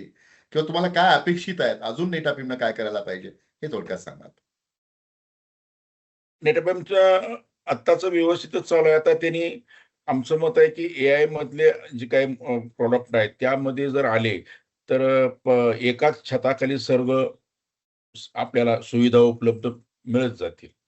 आणि प्रोडक्शनच्या बाबतीत आणि क्वालिटीच्या बाबतीत आता नेटाफेमनं मी आता DNPC 40 वापरताय? सेंटीमीटरचं वापरतोय. काही प्लॉटला मी ॲरीज वापरलंय, काही प्लॉटला नॉन आयएसआय पीसी वापरले. नॉन आयएसआय पीसीचा मला खूप चांगला रिझल्ट मिळालेला आहे आणि DNPCचा बी रिझल्ट चांगला मिळालेला आहे. DNPCचं लाईफ आमच्याकडं सब सरफेस पद्धतीची 4 पिकं घेऊन पुन्हा वरची 3 पिकं मिळाली. हे मला सांगायला अभिमान वाटतोय. इतकं लाईफ त्या DNPCचं होतं आणि ते मी स्वतः वापरलेलं आहे. माझ्याकडे निश्चित, आहे. तुम्ही कधीही शेतकरी मंडळीने आमच्याकडे बघायला यावं आणि त्याचा अनुभव घ्यावा. निश्चित, निश्चित. मी एक म्हणतोय, की कदम साहेब आपण जे उत्कृष्ट शेती स्वतःची करताच आहात. आपण एक अतिशय प्रगतशील मार्गदर्शक. मला एक सगळ्यात महत्वाचं आहे, की बऱ्याच वेळेला माझा अनुभव असा आहे, की शेतकरी स्वतः करतात, स्वतः उत्पादन घेतात, बक्षिसं घेतात, पण शेतकरी इतरांना सांगत नाही. तुमचं मला एक आवडलेली गोष्ट आहे, सगळ्यांनी या, पहा आणि त्याचा अवलंब करा आणि स्वतःचं उत्पादन आणि पैसे वाढवा. हा तुमचा मंत्र आहे. मला एकच म्हणायचं आहे, की आजच्या वेबिनारमध्ये जे मंडळी जॉइन झालेत किंवा हा कार्यक्रम आपला रेकॉर्डेड आहे ते पुढे पाहतील. तुमचा या ऊस पिकाशी निगडीत असणाऱ्या सर्वांसाठी बरं का, सर्व म्हणजे कारखाना असेल किंवा शेतकरी असेल, तुमचा असा एक काय संदेश राहील कदम साहेब? ऊसाच्या बाबतीत टनाला ₹1200 खर्च केला पाहिजे. खर्च जास्त केल्याशिवाय उत्पन्न मिळणार नाही. 50 पैसे घालून रुपया मिळवणं, याच्यापेक्षा रुपया घालून ₹2 मिळवणे कधीही फायदेशीर. आपल्याकडला शेतकरी पैसे वाचवाय बघतो. पैसे वाचवाय बघितल्यामुळं उत्पादन 100% त्याचं घटत जाते. जे जे आवश्यक आहे ते शेतीला करून 100 टनाच्या 125 टनाच्या पुढं नवीन तरुण मंडळीने जर आले आहेत, तर पैसे त्याच्यामध्ये चांगले होतात. तुम्ही बचत करा, पण जिथं कुठं आवश्यक आहे तिथं, जिथं गरज आहे तिथं पैशाची बचत करू नका. चांगल्या कंपनीची खतं, चांगल्या कंपनीचं ड्रीप आणि एकाच माणसाचा सल्ला एकदा घेतला, की इतर कंपन्यांची, इतर सल्ल्यामसलत औषध दुकानदाराचं ऐकून उत्पादन खर्चात चुकीची वाढ बी करू नये आणि चांगला योग्य सल्ला घेऊन शेती करावी, एवढंच आमचं मत आहे. निश्चितपणे कदम साहेब अतिशय उत्कृष्ट अशी माहिती आपण दिली. आपण स्वतः करत आहात. नेटाफिम कंपनीकडून आजच्या वेबिनारमध्ये सर्व सहभागी झालेले मंडळी आपण सांगितलं सोनेरा कारखाना या सगळेच मंडळी आपणाशी निगडीत आहेत. आपणाला आमच्याकडून सर्वांकडून मनपूर्वक शुभेच्छा आणि आपलं जे उद्दिष्ट आहे 160 टनापर्यंत जाणं, मला असं वाटतं कदम साहेब आपल्याला निश्चितपणे शक्य आहे. आमच्या परीनं आम्ही सहकार्य करूच. पण तुमचा जो आत्मविश्वास आहे त्याच्यावर मला असं वाटतं की नजीकच्या काळामध्ये आपण पुढचा कार्यक्रम घेऊ यावेळेला आम्ही अभिमानानं सांगू की कदम साहेबांचं उत्पादन आता एकरी 160 टनावरती गेले. आभारी आहे. धन्यवाद. याच्यानंतर आपण दुसरे जे शेतकरी आहेत अतिशय महत्वाचे कृषी भूषण ऊस भूषण श्रीयुत पांडुरंग साहेबराव आव्हाड साहेब. आव्हाड त्यांचं गाव आहे. नॅचरल शुगरचे ते संचालक आहेत. अनेक पुरस्कारांनी ते पुरस्कृत आहेत. आबा, या ठिकाणी तुमचं मनपूर्वक स्वागत. परत एकदा आपल्याला नमस्कार. आबा, मी तुम्हाला काही प्रश्न जे विचारणार आहेत. आता कदम साहेबांशी आपण चर्चा केली ठिबक आणि ऊसाचं उत्पादन, इतर काही गोष्टी ते जे करतात आणि ते जे मार्गदर्शन करतात त्याच्या अनुषंगानं आता आपण तुमच्याकडे येत असताना तुमची 90 एकर शेती मी अनेक वेळा पाहिली. माझ्या माहितीवर तुमच्या शेतावरती हजारो लोक येऊन गेले. महाराष्ट्रातच नाही, इतर राज्यातून गेले. आपलं संपूर्ण 90 एकर क्षेत्र हे ठिबक सिंचनाखाली आहे. यामागे आपली प्रेरणा काय? तुम्हाला का वाटलं की बाबा आपल्याला इथं ठिबकच पाहिजे आणि आपण मराठवाड्यातून येता आणि आता आपला अनुभव गेल्या अनेक वर्षापासून ठिबकच्या मधून नेमका काय फायदा झालाय आपला? नमस्कार. माझी ओळख या ठिकाणी देशमुख साहेबांनी करून दिलेली आहेच. दुसरं असं आहे की धाराशिव जिल्हा हा दुष्काळग्रस्त म्हणजे आवर्षण प्रवण भागामध्ये येतो. आमच्याकडे पावसाचं प्रमाण अतिशय कमी आहे. परंतु माझं जे आवड शिरपुरा गाव आहे हे आपण मांजरा नदीवर एक मांजरा धरण आहे. त्या धरणाच्या खाली पहिलं गाव आहे. कॅनलचं आणि नदीचं इरिगेशन त्या ठिकाणी आमच्याकडे चालतं. माझे जे 90 एकर जमीन आहे ते 4 भावाचं माझं कुटुंब आहे. माझ्या कुटुंबामधली 90 एकर जमीन आहे आणि या जमिनीसाठी नदीवरनं 5000 फूट उपसा सिंचन असं पाईपलाईन करून सगळ्या क्षेत्राला साधारणतः 4 ते 5 पाईपलाईन केलेले आहेत वेगवेगळ्या अशा आणि त्यामधनं हे ड्रिप इरिगेशन आपण त्या ठिकाणी करतो. आता महत्वाचा उद्देश म्हणजे मी ड्रिप का केलं तसं पाहिलं तर सुरुवातीला म्हणजे जवळपास 1985 ला पहिल्या प्रथम मी जलबिंदू त्यावेळेस आपलं नाव होतं नेटापेमला मराठीमध्ये. बरोबर बरोबर. तर 1985 ला मी त्यावेळेस ड्रिप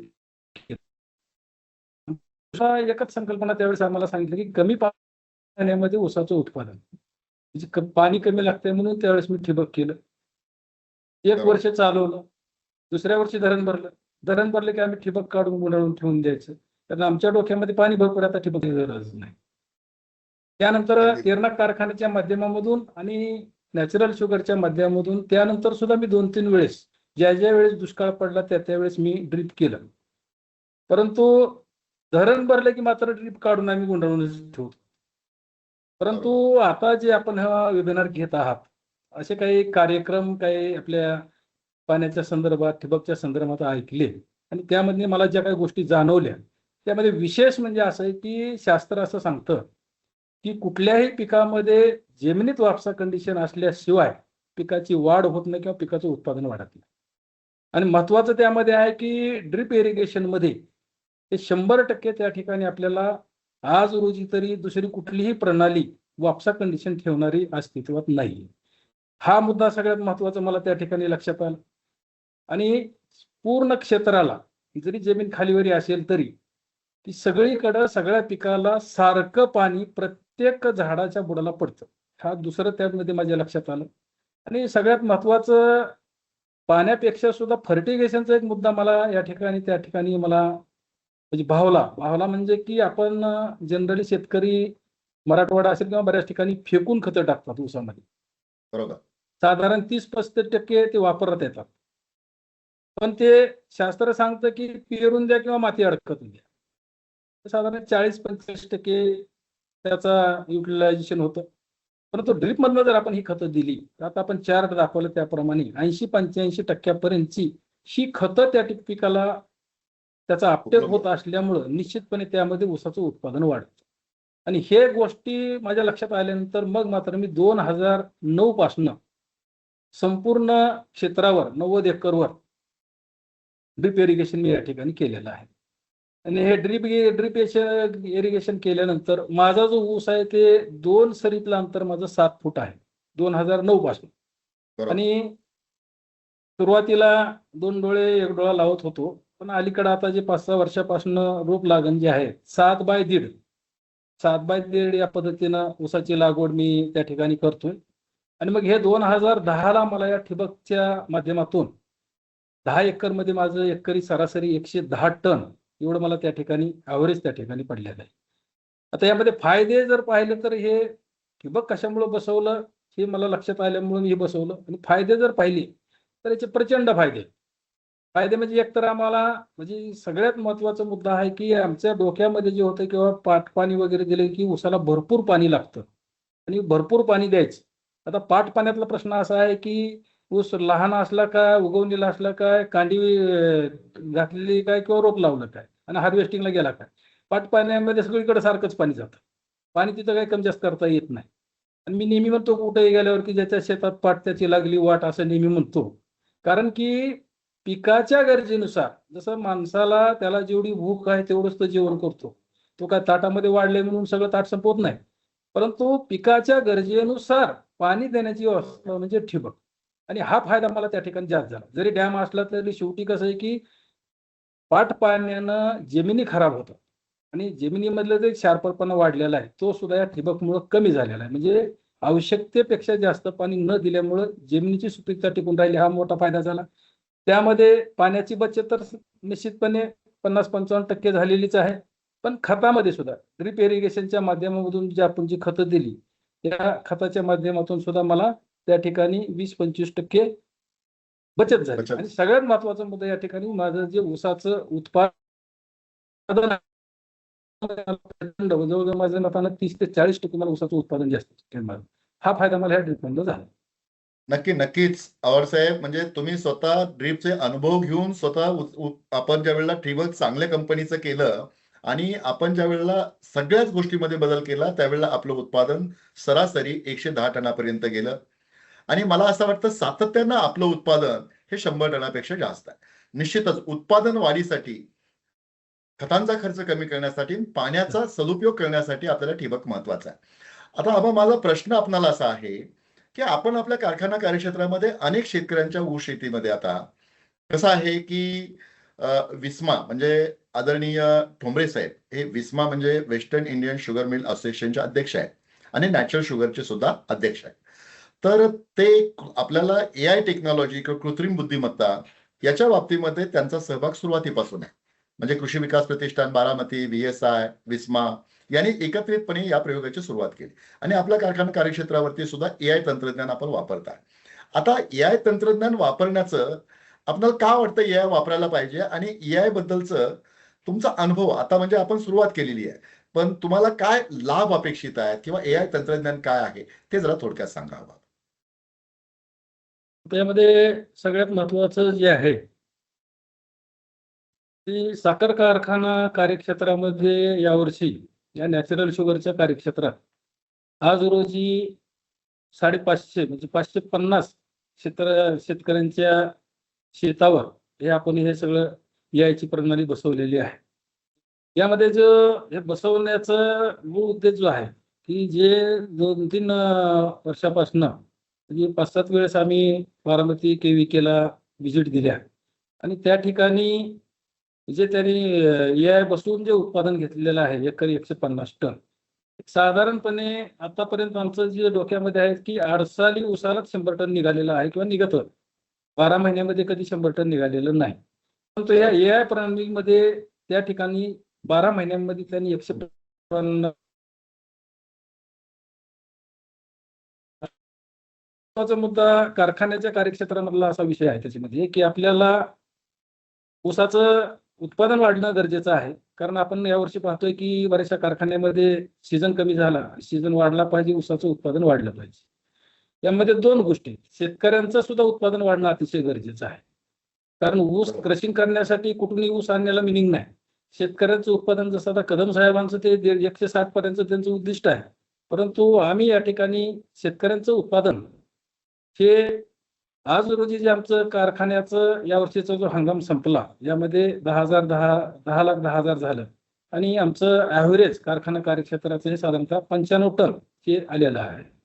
परंतु जर आपल्याला क्रशिंग वाढवायचं असेल, कारखानदारीच फायद्यात चालवायचे असेल तर मग आम्ही हे AI प्रणाली 150 टन म्हणजे एकरी निघालं, पण आमचं टार्गेट जे आहे हे 150 टन प्रति हेक्टर. जरी हे AI बरोबर. प्रणाली बसवलेल्या शेतकऱ्यांचं निघालं 150 टन प्रति हेक्टर, तरी अगदी सुद्धा मला बरोबर. वाटतं की दीडपट म्हणजे शेतकऱ्यांचं दीडपट उत्पादन वाढेल आणि कारखान्याला दीडपट ऊस जर जास्तीचा त्याच क्षेत्रात त्याच ठिकाणचा म्हणजे हार्वेस्टिंग कॉस्ट न वाढता जर मिळाला तर निश्चितपणे शेतकऱ्यांचा जेवढा फायदा आहे तसाच कारखान्याचा सुद्धा फायदा आहे. आणि मग या दृष्टिकोनातून आपण हे जे AI प्रणाली बसवलेली आहे त्यामध्ये महत्वाचा जो रोल आहे त्यामध्ये VSI आहे, म्हणजे आर्थिक भार. सगळ्यात महत्वाचा मुद्दा म्हणजे AI बसवण्यासाठी जो काय लागणारा खर्चाचा आर्थिक भार आहे यावर्षी जे आहे ते यावर्षी शेतकऱ्यांचं प्रायोगिक तत्वावर दिलेलं आहे. यावर्षी काही कुठली कॉस्ट नाही. त्यामध्ये बरोबर. कॉस्ट जी आहे ती VSI, साखर कारखाना, बारामती KVK यांच्या संयुक्त विद्यमाने सगळं या ठिकाणी आपण बसवलेलं आहे. आता यामध्ये जे सगळ्यात महत्वाचा मुद्दा आहे ते नुसतं AI बसवलं म्हणजे उत्पादन वाढलं असं होत नाही. कारण बऱ्याचशा शेतकऱ्यांना जे आहे यामध्ये माहिती मिळण्याच्या दृष्टिकोनातून आम्ही ह्या सगळ्या शेतकऱ्यांचं प्रशिक्षण केलेलं आहे. सगळ्यांना त्या ठिकाणी मार्गदर्शन दिलेलं आहे. त्यामध्ये ते वापर कसा करायचा ह्या दृष्टीनं सुद्धा आपण त्याला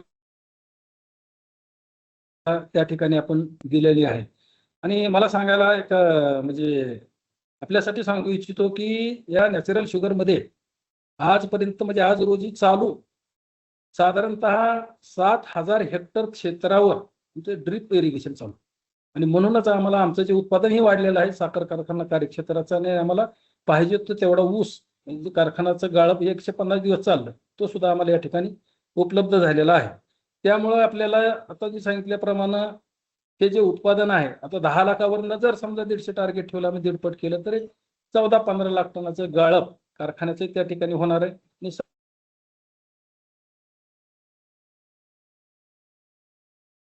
अगदी बरोबर. आबा जे म्हणतात त्याप्रमाणे की कार्यक्षेत्रामध्ये साधारणपणे आपल्याला दीडपट उत्पादन करायचं या अनुषंगाने साखर कारखानदारी असेल किंवा कुठलेही आपल्याला ते म्हणजे चांगल्या पद्धतीने चालू शकत नाही. तर निश्चित या निश्चित दृष्टिकोनातून आम्ही त्या ठिकाणी केलेला आहे आणि उद्देश जो आहे तो निश्चितपणे उत्पादन वाढलं पाहिजे.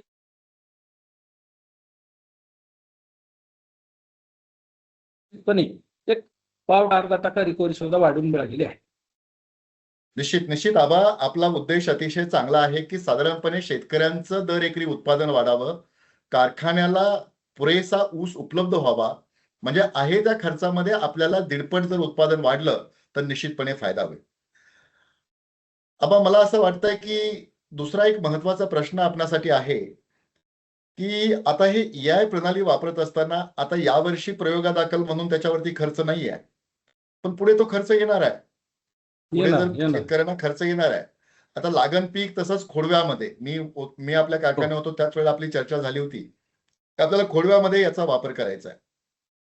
तर आता हे AI हे आहे हे सर्वसामान्य शेतकऱ्यांना उपलब्ध होत असताना त्याच्यामध्ये ठिबक सिंचनाचा रोल सुद्धा फार महत्वाचा आहे.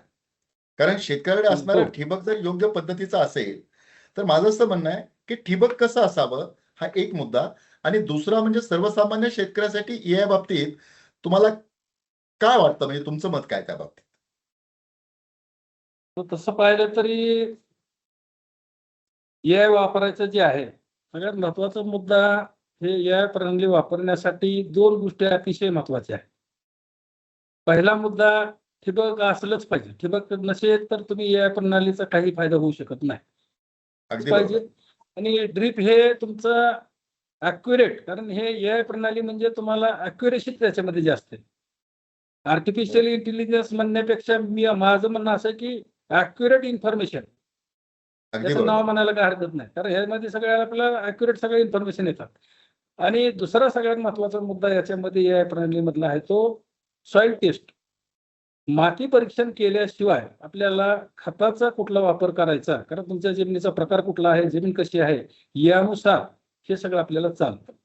माती परीक्षण आणि ड्रीप कंपल्सरी. पण दुसरं मला या ठिकाणी महत्वाचं असं सांगायचं की बऱ्याचशा शेतकऱ्यांनी बऱ्याचशा ठिकाणी AI बसवलेला आहे. बरेचसे आम्ही चर्चा केल्यानंतर काही जणांचं असं आलं की मला काय फार मोठा फरक पडला नाही, परंतु ते कधी शेतातच गेला नाही. कारण हे AI प्रणालीमध्ये तुम्हाला दररोज सकाळी मेसेज येतात. हे मेसेज तुम्हाला मोबाईल मधनं वाचले पाहिजे. हे मोबाईल बरोबर. वाचल्यानंतर जे तुम्हाला त्या ठिकाणी सॅटेलाइट थ्रू जे तुम्हाला नकाशे येतात किंवा जे कलर कोड मधले जे काही तुम्हाला नकाशे येतात, याचं वाचन तुम्हाला कळालं पाहिजे. म्हणजे पाणी कुठं कमी पडलंय, कुठं जास्त झालंय, प्लॉटची तुमची ग्रोथचं रेटिंग काय आहे, हे सगळे बघितल्यानंतर म्हणजे मला एकच सांगायचं की शेतकरी हा शेतात जाणारा किंवा स्वतः उभा राहून करून घेणारा जो असेल त्यानं जी AI बसवावं. हॅलो हॅलो करणाऱ्यानं जी AI बसून त्याला काही फायदा होणार नाही. दुसरं त्याच्यामध्ये महत्वाचा मुद्दा जो आहे, त्या AI मध्ये 100% कुठलाही शेतकरी असेल, मी तर म्हणतो स्वतः जो शेतकरी करतो, हा 150 टन तर पहिल्याच ह्याच्यामध्ये त्यानं जायला पाहिजे. कारण अडचण काहीच नाही. आणि यामध्ये महत्वाचा मुद्दा जे आहे ते की बहुतांशी आपल्या शेतीत काय आहे ते कुठल्या शेतकऱ्यांना आपण सांगू शकत नाही. आणि यामध्ये 2-3 महत्वाचे जे मुद्दे आहेत, आपण त्यामध्ये जे पिक्चर दाखवलं की शेतकऱ्याला, सर्वसामान्य शेतकऱ्याला असेल किंवा कोणालाही, तुम्हाला दररोजचं हवामान त्या ठिकाणी कळतं. त्याचबरोबर तुम्हाला पाऊस कधी येणार आहे हे सांगितलं जातं. आणि सगळ्यात महत्वाचा त्यामधला महत्वाचा मुद्दा आहे की तुम्हाला बिफोर 4-8 दिवसांना अगोदर तुमच्या ऊस पिकावर रोग कीड काय येणार आहे याचं इन्फॉर्मेशन आपल्याला निश्चितपणे त्या ठिकाणी मिळतं. आणि पाण्याची जी गरज मी म्हणलं की ड्रिप इरिगेशन मध्ये पाण्याची गरज त्या पिकाची जे सेन्सर त्याने 6-7 इंचाला खाली बसवलेला आहे, त्यानुसार तुम्हाला जमिनीचं उष्णतामान आहे आणि त्यानुसार पाणी किती तुम्हाला द्यायचं हे अक्षरशः की आतापर्यंत पहिलं कसं होतं की आम्ही 2 तास चालवायचं, 3 तास चालवायचं किंवा मला 4 तासाचं लाईटिंग 4 तास मी फुल चालवायचं. पाणी किती पडलंय, किती लिटर पडलंय हे डोक्यात कधी विषयच नव्हता ना. ड्रिपनं पाणी देतो एवढंच. परंतु या पिकाच्या म्हणजे त्यांनी जे सेन्सर बसवलं त्या सेन्सर मधला तुमचा दररोजचा बाष्पीभवनाचा दर काय? त्या बाष्पीभवनाच्या दरानुसार तुम्हाला पिकाला पाणी किती द्यायला पाहिजे आणि हे पाणी देण्याचं ते दररोज तुम्हाला मेसेज देतात की 40 मिनिट चालवा, 45 मिनिट चालवा, जमिनीच्या प्रतीनुसार. आणि सगळ्यात महत्वाचं जे आहे आपण म्हणल्यासारखं की हे पाणी जे ॲक्युरेट पडायला पाहिजे यासाठी तुमचं ड्रिप इरिगेशनची सिस्टीम हे क्वालिटीची असली पाहिजे. कारण जिथं पाणी कमी जास्त पडत असेल तर त्याचा काहीच फायदा नाही त्या AI बसवण्याचा. कारण जेवढं अगदी पाणी बरोबर. पाहिजे त्याच्यापेक्षा कमी पडत असेल किंवा जास्त पडत असेल त्याचा काही मिनिंग नाही. यासाठी आपल्याला आज रोजी तरी आमच्या दृष्टिकोनातून जे ॲक्युरेसी वगैरे आहे किंवा तिथं जरी तुम्हाला ड्रिपरच्या खाली जरी एखादं तुम्ही लिटरचं माप ठेवलं, जे आपण सांगतोय किंवा 2 लिटरचा आहे का 3 लिटरचा, 4 लिटरचा, तेवढं ॲक्युरेसी आपल्याला त्या ठिकाणी मिळते. म्हणून दुसरा मुद्दा या ठिकाणी ड्रिप इरिगेशन, सॉइल टेस्टिंग आणि तुमचं सजग म्हणजे तुम्हाला प्रशिक्षण घेऊन आणि याच्यामध्ये तुम्ही मोबाईल तर सगळे वापरतात, परंतु मोबाईल वापरामध्ये आपल्याला दररोजचं मेसेजचं रीडिंग आणि नकाशाचं रीडिंग करून तुम्हाला ॲप्लिकेशन केलं तर निश्चितपणे फायदा होईल. आता सगळ्यात निश्चित. महत्वाचा मुद्दा सर्वसामान्य शेतकऱ्यांचा जो आहे, तो आर्थिक बाजूचा मोठा आहे. आज जरी समजा कंपन्यांनी ह्यांनी जरी पुढाकार घेऊन बसवला असेल, तर शेवटी हे काही कुठपर्यंत चालणार नाही. कधी ना कधी शेतकऱ्याला त्याच्या स्वतःच्या खिशातूनच हा खर्च करावा लागणार. परंतु काही आम्ही शेतकऱ्यांना भेटी पण घेतलेल्या आहेत. माझं असं वैयक्तिक मत असेल, की ज्या त्या शेतकऱ्यांनी ते ज्या कारखान्याच्या कार्यक्षेत्रामध्ये आहेत, त्या कारखान्याच्या मॅनेजमेंटला भेटून एक 5-50 शेतकरी जर बसवायला तयार असतील, तर त्या कारखान्याच्या मॅनेजमेंटला भेटून काही भाग कारखान्यांनी घ्यावा, काही भाग शेतकऱ्यांनी घ्यावा, असं जर काही केलं तर त्या ठिकाणी थोडा आर्थिक भार कमी होईल. परंतु काही ठिकाणी जर समजा कारखान्यानं प्रतिसादच दिला नाही, तर जर समजा एक 50 शेतकऱ्यांचा ग्रुप आपण तयार केला. आता माझ्याकडे आम्ही जे बसवलेलं कारखान्यामध्ये आहे, ते साधारण कसं आहे की जे आपण हब म्हणतो, बरोबर. स्वयंचलित हवामान केंद्र. त्या स्वयंचलित हवामान एका केंद्राच्या खाली 25 ते 30 शेतकरी म्हणजे 2.5 किलोमीटरच्या रेडियसमध्ये जेवढे शेतकरी बसतात, 25-30 शेतकरी जरी तयार झाले, तर हे 50 शेतकरी एकत्र आली आणि आता मला ज्या माहितीप्रमाणे की या AI प्रणालीमध्ये भरपूर कंपन्या आलेल्या आहेत. काही अगदी बरोबर. कंपन्या डायरेक्ट सॅटेलाइट थ्रू सुद्धा आपल्याला सर्व्हिस देतात. आणि हा सगळा जरी एक अंदाजे खर्च धाप बसवणं सगळं बसवलं, एक 1.5-2 लाख जरी धरला आणि त्या ठिकाणी जर 5-50 शेतकरी तयार झाली, तर एक 7-8 हजार रुपये प्रति शेतकरी खर्च येईल. हा काही खर्च फार नाही. आणि जर आपल्याला यामधनं 25 टन, 30 टन जर उत्पादन एकरी वाढत असेल, म्हणजे 30-40% जरी वाढलं, तरी हा खर्च काही फार मोठा नाही. परंतु शेतकऱ्यांनी आता इथून पुढं संघटित होऊन आपल्याला जे काही पाहिजे ते करण्यासाठी, तंत्रज्ञान मिळवण्यासाठी प्रयत्न निश्चितपणे करायला पाहिजे, असं मला सर्वसाधारण म्हणण्यापेक्षा सर्व ऊस उत्पादक शेतकऱ्यांसाठी ही आता काळाची गरज आहे. ड्रीप आणि AI प्रणाली बसवल्याशिवाय आपल्याला, कारण क्षेत्र कमी होतंय, उत्पादन वाढलं पाहिजे, महागाई वाढत आहे, खर्च वाढत आहे. उत्पादन वाढल्याशिवाय आपल्याला जास्तीचे पैसे मिळणार नाही. नक्कीच नक्कीच आबा, अतिशय उत्कृष्ट आणि सखोल माहिती आपण एआय तंत्रज्ञान, उत्पादन वाढ याच्या बाबतीमध्ये दिली. त्याच्यामध्ये ठिबक सिंचनाचा रोल आहे, तोही अतिशय महत्वाचा आहे. सर्व ठिकाणी सारख्या प्रमाणामध्ये खतं आणि पाणी देणं. आबा, मला एक विचारायचं आहे की नेटाफिमचे आपण गेल्या अनेक वर्षापासून वापरकर्ते आहात, सन्माननीय वापरकर्ते आहात. नेटाफिमच्या प्रॉडक्ट बद्दल, नेटाफिमच्या सर्व्हिसेस बद्दल आपला अनुभव काय, हा एक प्रश्न. आणि दुसरा एक महत्वाचा प्रश्न आहे की आता आपण सागर कारखान्याचे संचालकही आहात आणि शेतकरी उत्कृष्ट आहात, आपण मार्गदर्शनही करता. दुसरा प्रश्न असा की तुम्ही या सगळ्यांना काय संदेश द्या. पहिलं म्हणजे नेटाफिम बद्दलचा अनुभव सांगा आणि आपला संदेश या वेबिनारच्या थ्रू आपण सांगा. आता यामध्ये सगळ्यात महत्वाचा जो मुद्दा आहे, मी आपल्याला सांगितलं की पहिलं ड्रिप इरिगेशन 1985ला सुरुवातीला केलं बरोबर. आणि ते नेटाफिमचंच केलं. त्यावेळेस ते बरं. अमर पाटील म्हणजे आदरणीय अजितदादांचे मेहुणे होते, त्यांच्याकडे बरोबर. ते एजन्सी असताना ते केलेलं आहे. पण यामध्ये काही कारखान्याच्या स्कीम मधनं आपण काही जी केली तेरणा कारखाना वगैरे विविध कंपन्याचं नाव मी काही घेत नाही, पण 2-4 कंपन्याचे दुसरेही त्या ठिकाणी आम्ही ड्रिप बसवली.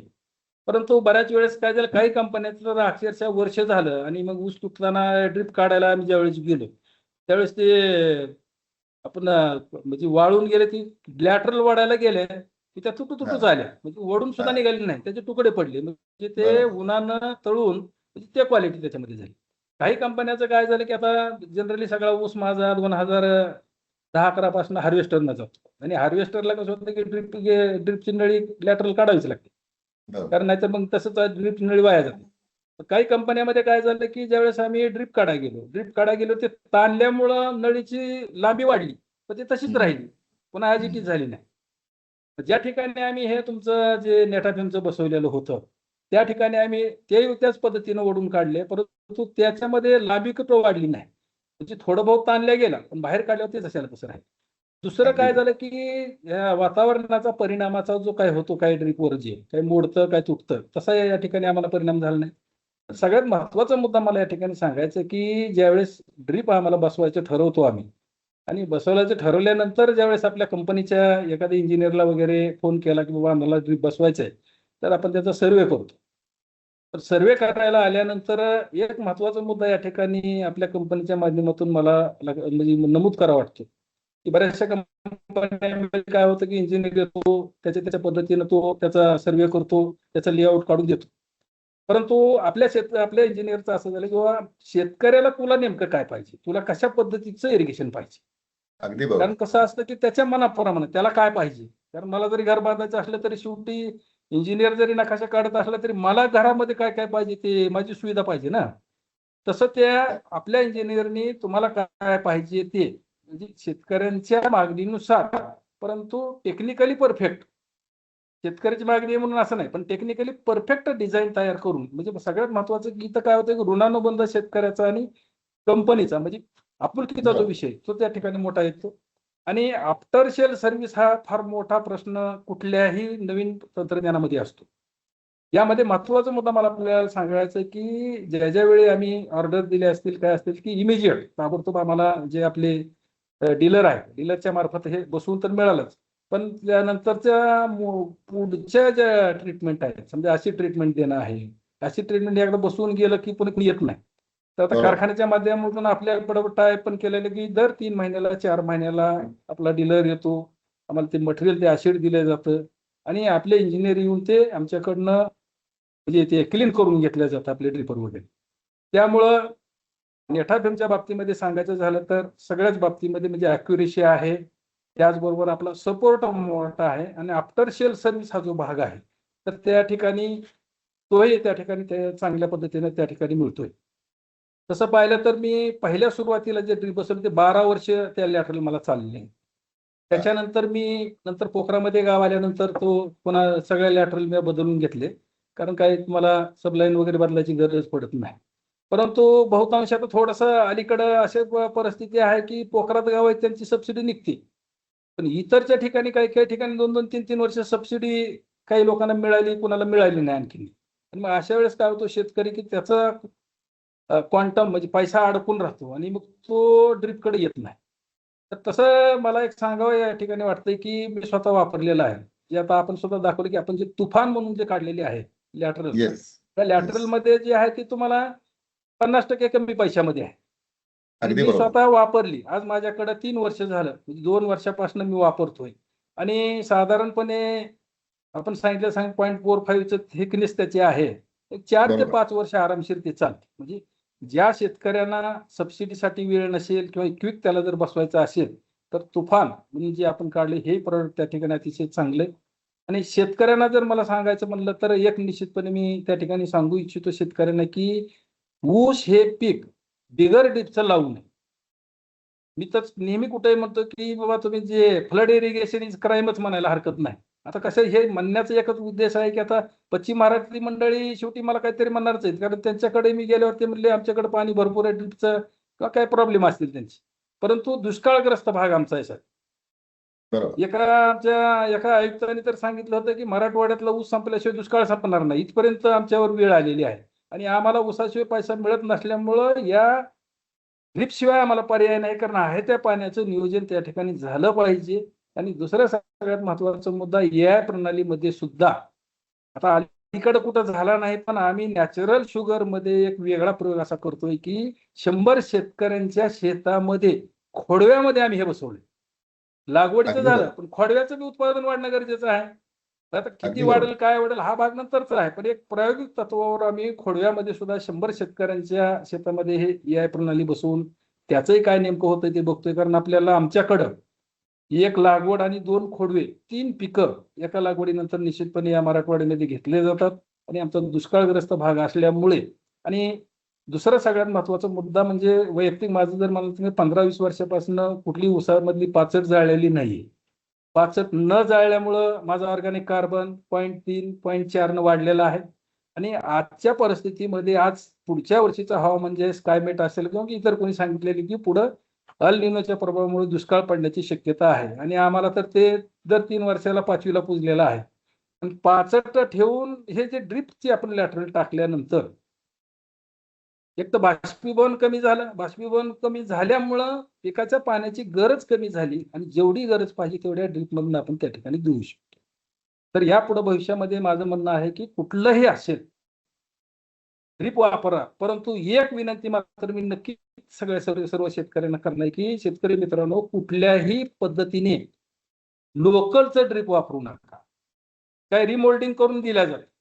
पण रिमोल्डिंग केलेल्या ड्रिपचा सुद्धा अनुभव तुम्हाला सांगतो की आमच्या शेजारी बसवलं त्याचे जे ड्रिपर आहेत, ड्रिप लाईन मध्ये नळीला महत्व नाही. तो ड्रिपर जो आहे तो सगळ्यात महत्वाचा आहे. आणि ड्रिपर जे बसवलेले आहेत हे ड्रिपर जे स्टँडर्ड असतील तरच तुम्हाला जेवढं ड्रिपरचं डिस्चार्ज तेवढंच पाणी मिळणार आहे. आणि लोकल मध्ये काय होतं कुठं 2 लिटर पडल, कुठं 4 लिटर पडल, कुठं काही पडणारच नाही. माझी विनंती शेतकऱ्यांना असेल की कृपया खर्च कमी लागतोय म्हणून तुम्ही लोकलचं वापरू नका. कंपन्यांचं नॉन ISI मधलं कमी पैशातले ड्रिपर आहेत. पण ड्रिप बसवल्याशिवाय ऊस लावू नये असं माझा संदेश सगळ्यासाठी राहील. निश्चितपणे आबा अतिशय सखोल आणि अतिशय चांगली माहिती आपण दिली. म्हणजे आपण जे केलं त्याचप्रमाणे सर्वांनी करावं आणि खऱ्या अर्थानं आपला हाच उद्देश आहे. नेटाफिम ही कंपनी म्हणून अशा प्रकारचे कार्यक्रम घेत असते. आम्ही शेतकऱ्यांना मार्गदर्शन करत असतो. शेतकऱ्यांच्या शेतावरती भेटी देत असतो. आपणाशीही आमचा नेहमी संपर्क असतो. आपण असाल, कदम साहेब असतील, असे महाराष्ट्रामध्ये हजारो शेतकरी आहेत की ज्यांच्या संपर्कामध्ये आम्ही असतो आणि शेतकऱ्यांना सल्ला, शेतकऱ्यांना मार्गदर्शन करण्याचं काम आम्ही करतो. उद्देश एकच आहे आपला सर्वांचा की शेतकऱ्याचं भलं झालं पाहिजे, त्याचं उत्पन्न, निव्वळ नफा वाढून त्याचा आर्थिक स्तर सुधारला पाहिजे. आणि त्यासाठी आपण सर्व कटिबद्ध आहोत, आपण प्रयत्नशील आहोत, निश्चितपणे आपण राहू. आता याच्यानंतरचा जो कार्यक्रम आहे तो शेतकरी बंधूंना किंवा आता या वेबिनारमध्ये जॉईन झाले ज्यांना कोणाला काही प्रश्न विचारायचे असतील त्यांना हँड रेज करावा, हात आपण वर करू शकता. किंवा आपण चॅटमध्ये जर काही प्रश्न असतील तर माझे स्नेही आणि माझे सहकारी श्री संदीप जगताप ते प्रश्न वाचतील. तो प्रश्न मी आपणा दोघा तज्ञांपर्यंत, प्रगतशील शेतकऱ्यांपर्यंत नाही, आपण प्रश्नोत्तराचा कार्यक्रम घेऊ आणि प्रश्नोत्तर झाल्यानंतर आभार प्रदर्शन होईल. अशा प्रकारे कार्यक्रमाची रूपरेषा आहे. तर प्रश्न जर असतील माझ्या माहितीप्रमाणे संदीप जगताप. येस काही प्रश्न आलेले आहेत ते मी एक एक संदीप, करून वाचतो. हात सुद्धा वर होता बघा, ते तुम्ही आता कंटिन्यू करा. ओके. हा. हो, हो. प्रश्न असा आहे की ऊसासाठी नेटाफिन कंपनीचे नॉन एसाइड ड्रिप चालते का? हे आबासाहेब साहेबांनी विचारलंय. येस. याचं उत्तर माझ्या माहितीप्रमाणे आबानी तर सांगितलेलंच आहे. नेटाफिम कंपनीचे नॉन ISI जे प्रॉडक्ट आहेत ड्रिपलाईन मध्ये खास करून तर तुफान नावाची ड्रिपलाईन, तुफान आम्ही नावच असं दिलेलं आहे की तुफान रुकेगा नाही. तुफान ही 0.45 मिलीमीटर थिकनेसची नळी आहे, ज्याच्यामध्ये ड्रिपर्स अतिशय उत्कृष्ट आहेत, सर्व ठिकाणी सारख्या प्रमाणामध्ये. आबानी स्वतःचा अनुभव सांगितला, मी सांगितला आहे, त्या ड्रिपलाईन पेक्षा 40% शक्तिशाली आहे, अधिक दमदार आहे. 4-5 ऊसाची पिकं घ्यायला निश्चितपणे तुफान ड्रिपलाईन उपयोगी आहे. आमच्याकडे अजून कमी प्रमाणामध्ये जर कोणाकडे बाबा कमीच पैसे आहेत तर आमच्याकडे स्ट्रीमलाईन सुद्धा कमी थिकनेसची आमच्याकडे उपलब्ध आहे. तर नेटाफिमची नॉन ISI ठिबक सिंचन शेतकऱ्यांसाठी निश्चितपणे उपयुक्त आहे. आबानी दाखला दिलेलाच आहे आणि मी तुम्हाला खात्रीशीरपणे सांगतो. आणि खास करून पश्चिम महाराष्ट्रामध्ये सुद्धा मोठ्या प्रमाणावरती शेतकरी, आमचे राजकुमार माळी साहेब जे रिजनल मॅनेजर आहे, त्यांच्याकडे पाठीमागच्या वर्षी 2025 मध्ये सर्वात जास्त हे तुफान ड्रिपलाईनचा वापर आणि खास करून तो ऊस पिकामध्ये झालेला आहे. संदीप पुढे. असा प्रश्न आहे संदीप कोळेकर साहेबांनी विचारलाय. याच्यामध्ये त्यांचा प्रश्न असा आहे की लागण म्हणजे किती फुटावरती लागण करणे आवश्यक आहे, म्हणजे व्यवस्थित वाढ यासाठी ऊसाची लागण किती फुटावरती असावी असा त्याचा प्रश्न आहे. कलम साहेब, आपण या प्रश्नाचं उत्तर द्यावं. लागण किती फुटावरती करावी? 6 ते 7 फुटावर लागण करावी. आंतरमशागतीला आणि बाकीच्या पिकाच्या वाढीच्या हिशोबानं सूर्यप्रकाश भरपूर त्या लाईनला त्याला मिळतो. मिळत असल्यामुळं दोन्ही बाजूनं सूर्यप्रकाश मिळतो. 6 फुटावर लागण केली किंवा 7 फुटावर, 6 पेक्षा आता अलीकडे 7 फुटावरचे सुद्धा रिझल्ट खूप चांगले आलेले आहेत. सूर्यप्रकाशामुळे फोटोसिंथेसिस वाढतं, त्यामुळे लागण ही 6-7 फुटावरच करावी, त्याच्या आत करू नये. आता 3.5, 4.5 हे प्रकार लोकांनी कमी केलेले आहे. उत्पादन त्याच्यामुळे कमी येतंय त्यामध्ये. ह्या पद्धतीमध्ये टनेज वाढतंय. 6 ते 7 फुटावर लागण करावी. नक्की नक्की. संदीप पुढे. ओके, मनोज साहेबांचाही अशाच प्रकारचा प्रश्न होता. मला वाटतं त्यांचाही त्यांच्या प्रश्नाला सुद्धा हे समर्पक उत्तर राहील आणि त्यांना त्यांचं उत्तर मिळालं असेल अशी अपेक्षा करतो. गणेश पवारांनी असं विचारलंय की मोठी भरणी झाल्यानंतर ड्रिप नळी वरब्यावर असते किंवा बेडवर असते, ती सरीमध्ये असावी की वरब्यावरती असावी, कारण 10 महिन्यानंतर ऊस झुकायला सुरुवात होतो तर नळी एकतर चिमटते किंवा ऊसाखाली अडकते, आणि सरीत असेल तर मुळी वरब्यावरती असते. मग मुळांना सरीत असेल तर मुळांना पुरेसं पाणी मिळेल का, तर त्याविषयी काय व्यवस्था करावी? ठीक आहे, आपला प्रश्न समजला. मी आबांना हा प्रश्न विचारतो. आबा, त्यांचा प्रश्न असा आहे की मोठी बांधणी झाल्यानंतर पहिली सरीत नळी असते, मोठी बांधणी झाल्यानंतर नळी कुठे ठेवावी? यामध्ये आपण पाहतोय की साधारणतः मोठी भरणी केली की साधारण जसं ऊसाचं पान वर जेवढं वाढतं तेवढं खाली रूट झोन वाढतो जमिनीमध्ये, आणि मग ह्या मुळा तुमच्या मधल्या अंतरामध्ये निश्चितपणे येतात. आता आम्ही जे करतो ते मोठी भरणी केल्यानंतर भरणीच्या बगलेला ह्या नळ्या टाकतो आम्ही लॅटरल, कारण मुळं तिथपर्यंत वाढलेली आहेत आणि शेवटी पाणी जिथं पडतं तिथपर्यंत मुळं जातातच. आणि मुळाची वाढ झाल्यामुळं काय होतं की मग नंतर जे आपल्याला समजा लॅटरल काढण्यासाठी ऊस पडला किंवा जर अडकले तर ते अडकत नाही. त्या मोठ्या भरणीच्या बगलेला टाळलं तर एक लॅटरली काढायला आपल्याला सोपी जाते, आणि पिकाची जी पाण्याची गरज आहे जिथं मुळं आहे तिथं तुमचं पाणी म्हणजे बगलेला टाकावी नळी लॅटरल. नक्की नक्की. संदीप पुढे प्रश्न. त्यांचा पुढचा असा प्रश्न आहे की तोडणी झाल्यानंतर तुम्ही ड्रिप काढून घेण्याबद्दल बोललात, तर त्याविषयी थोडीशी अधिक माहिती द्यावी असं त्यांचं म्हणणं आहे. त्याला मध्ये मॅन्युअली तोड असेल, लेबर तोड असेल तर ड्रिप काढायची गरज नाही, कारण की आपण भरणीच्या बगलेला लॅटरल दिल्यामुळं ऊसाच्या बुडाला काय लॅटरल नाही, त्यामुळे ऊस लेबर काय तुमची लॅटरल तोडत नाही. बरोबर. पण हार्वेस्टरनं जर ऊस तोडायचा असेल, मेकॅनिकल हार्वेस्टरनं, तर त्या ठिकाणी काय होतं की मग ते लॅटरल मध्ये जाते. लॅटरल आपल्याला वाचवायचे असेल लॅटरल हे काढणं त्या ठिकाणी गरजेचं आहे. आम्ही लॅटरल काढून घेतो आणि हार्वेस्टरनं ऊस तुटला की मग त्याच्यानंतर त्याच्यावर आपण अंतरून घेतो आपले ठिबकची लॅटरल आणि मग पाणी चालू करता येतं. पुढे या संदीप. याच संदर्भात दुसरा प्रश्न असा आहे, निनाद पाटील यांचा आहे, खोडव्यासाठी ड्रिप लाईन कुठे असावी? सुरुवातीच्या अं, काळामध्ये तुमचं जे लागवडीला आपण जे म्हणतो तसं सरीवर सुरुवातीला असायला काय हरकत नाही. जशी ऊसाची वाढ होईल तसं तुमची ड्रीप, तसं तर तुम्ही सेंटरला जरी ठेवली तर काय प्रॉब्लेम नाही, कारण रूट झोन ऑलरेडी डेव्हलपच आहे. पण सुरुवातीच्या काळामध्ये फुटवा वगैरे थोडासा लवकर येण्यासाठी आपण जर त्या सरीवर ठेवली एक महिनाभर, आणि महिना झाल्यानंतर तुम्ही सरीच्या बाजूला जरी ठेवली बगलेला तरी चालते, काय अडचण नाही काय. पुढे खर्चाविषयी प्रश्न आहे, रणजित जाधवांचा आहे की एकरी किती खर्च आहे? आणि दुसरा जो आहे मनोज यांनी विचारलाय 6 ते 7 फुटावरती एकरी किती खर्च येतो? याचं उत्तर आपण कंपनी म्हणून देऊ. साधारणपणे 6 फुटावरती जर आम्ही सांगितलं ॲरीज 16 mm 40 सेंटीमीटरवरती 2 लिटरचा ड्रिपर बसवून जर आपण ठिबक सिंचन केलं तर एकरी 55 ते 55,000 रुपये खर्च येतो साधारणपणे. जर आपण तुफान केलं तर तुफानची किंमत साधारणपणे त्याच्यापेक्षा 30 ते 35% कमी येते. तर साधारणपणे 55,000 ते 60,000 रुपये एकरी खर्च येतो. साधारणपणे आपल्या सर्वेवरती अवलंबून असतं, पण हा खर्च आहे. याच्यामध्ये महाराष्ट्र शासनामुळे आणि केंद्र शासनाच्या माध्यमातून आपणाला 75, म्हणजे ज्याची शेती जास्त प्रमाणावरती आहे त्यांना 75% सबसिडी उपलब्ध होते, आणि कमी प्रमाणामध्ये शेती आहे त्यांना 80% सबसिडी शासनातर्फे उपलब्ध होते. नेक्स्ट.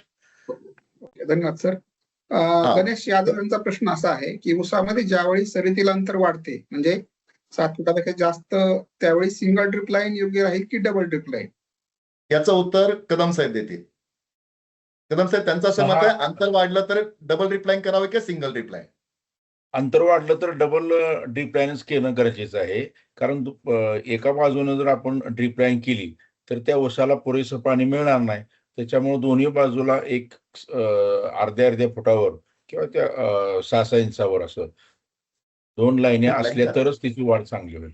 नक्की नक्की. पुढे शिव ॲग्रो एजन्सी यांचा प्रश्न असा आहे की शेतकरी म्हणतात की ऊसामध्ये ठिबक लवकर खराब होते, त्यावर काय उपाययोजना करायला पाहिजे? किंवा आणि ज्यांच्याकडे पाणी भरपूर आहे त्यांना वाटते की ठिबकची गरज आहे की काय, गरज आहे की नाही? या प्रश्नाचं उत्तर आबांनी दिलं की त्यांच्याकडे धरणाखालचं पहिलं गाव त्यांचं आहे. ज्यावेळेला पाऊस भरपूर होतो त्यावेळेला त्यांच्याकडे धरणाचं पाणी शेतामध्ये येते, अशी परिस्थिती असताना सुद्धा त्यांनी ठिबक केलं. एक मिनिट सर. हा. मी तुम्हाला सांगितलं की माझं सगळं पाणी हे नदीवर उपसा सिंचन केलेलं आहे. आज रोजी या 90 एकरला 7 पाईपलाईन आणि कॅनलवरनं 10 पाईपलाईन आहेत, आणि सगळ्या जर सगळं पाणी जर सुरू केलं, सगळी शेती वाहून जाईल एवढं पाणी माझ्याकडे उपलब्ध आहे. परंतु आपण कधी जरी आला तरी माझ्याकडं कधी तुम्हाला पाणी दिसणार नाही. त्याचं कारण एकमेव आहे की पाणी कमी आहे का जास्त याच्यापेक्षा तुम्हाला ऊसाचं उत्पादन घेण्यासाठी जमिनीमध्ये वापसा कंडिशन महत्वाचा मुद्दा लक्षात घ्या.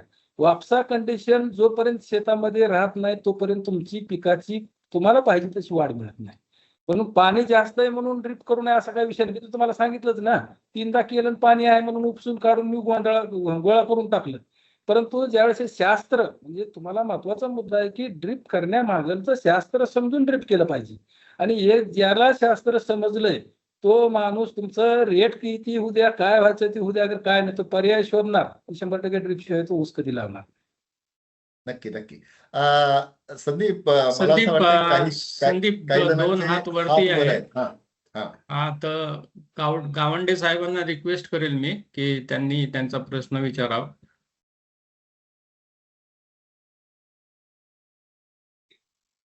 हा सर, अनम्यूट करावं लागेल साहेब. केलं.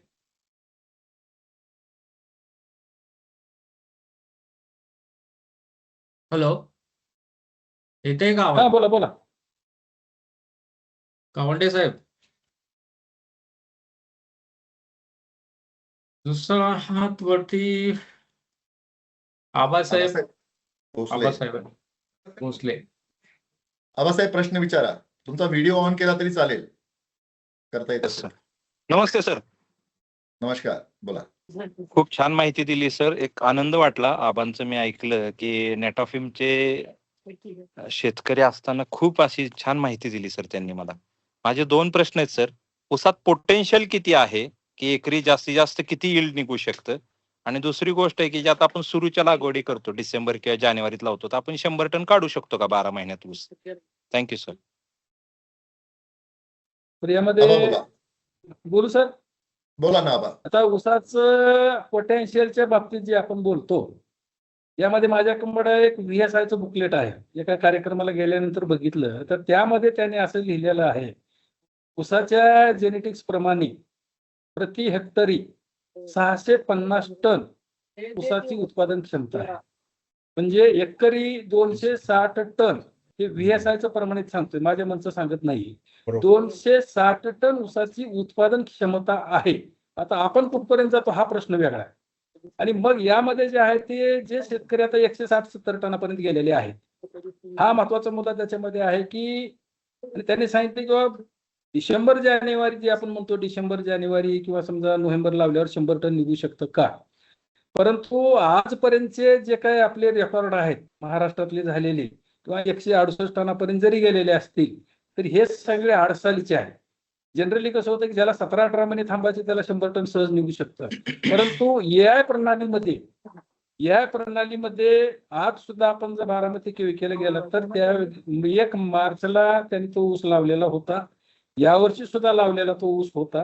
त्यांनी 12 महिन्यामध्ये 150 त्यांनी सांगितलं. पण मी एवढं म्हणतो की आपल्याला 12 महिन्यामध्ये 100 टन ऊस मार्च महिन्यामध्ये लावून त्यांनी जर काढला असेल तर 100% मला सांगतो डिसेंबर जानेवारीत ऊस लावल्यावर तर 100 टन निघायलाच पाहिजे. न निघण्याचं काहीच कारण नाही. पण त्याला AI प्रणाली बसवणं गरजेचं आहे.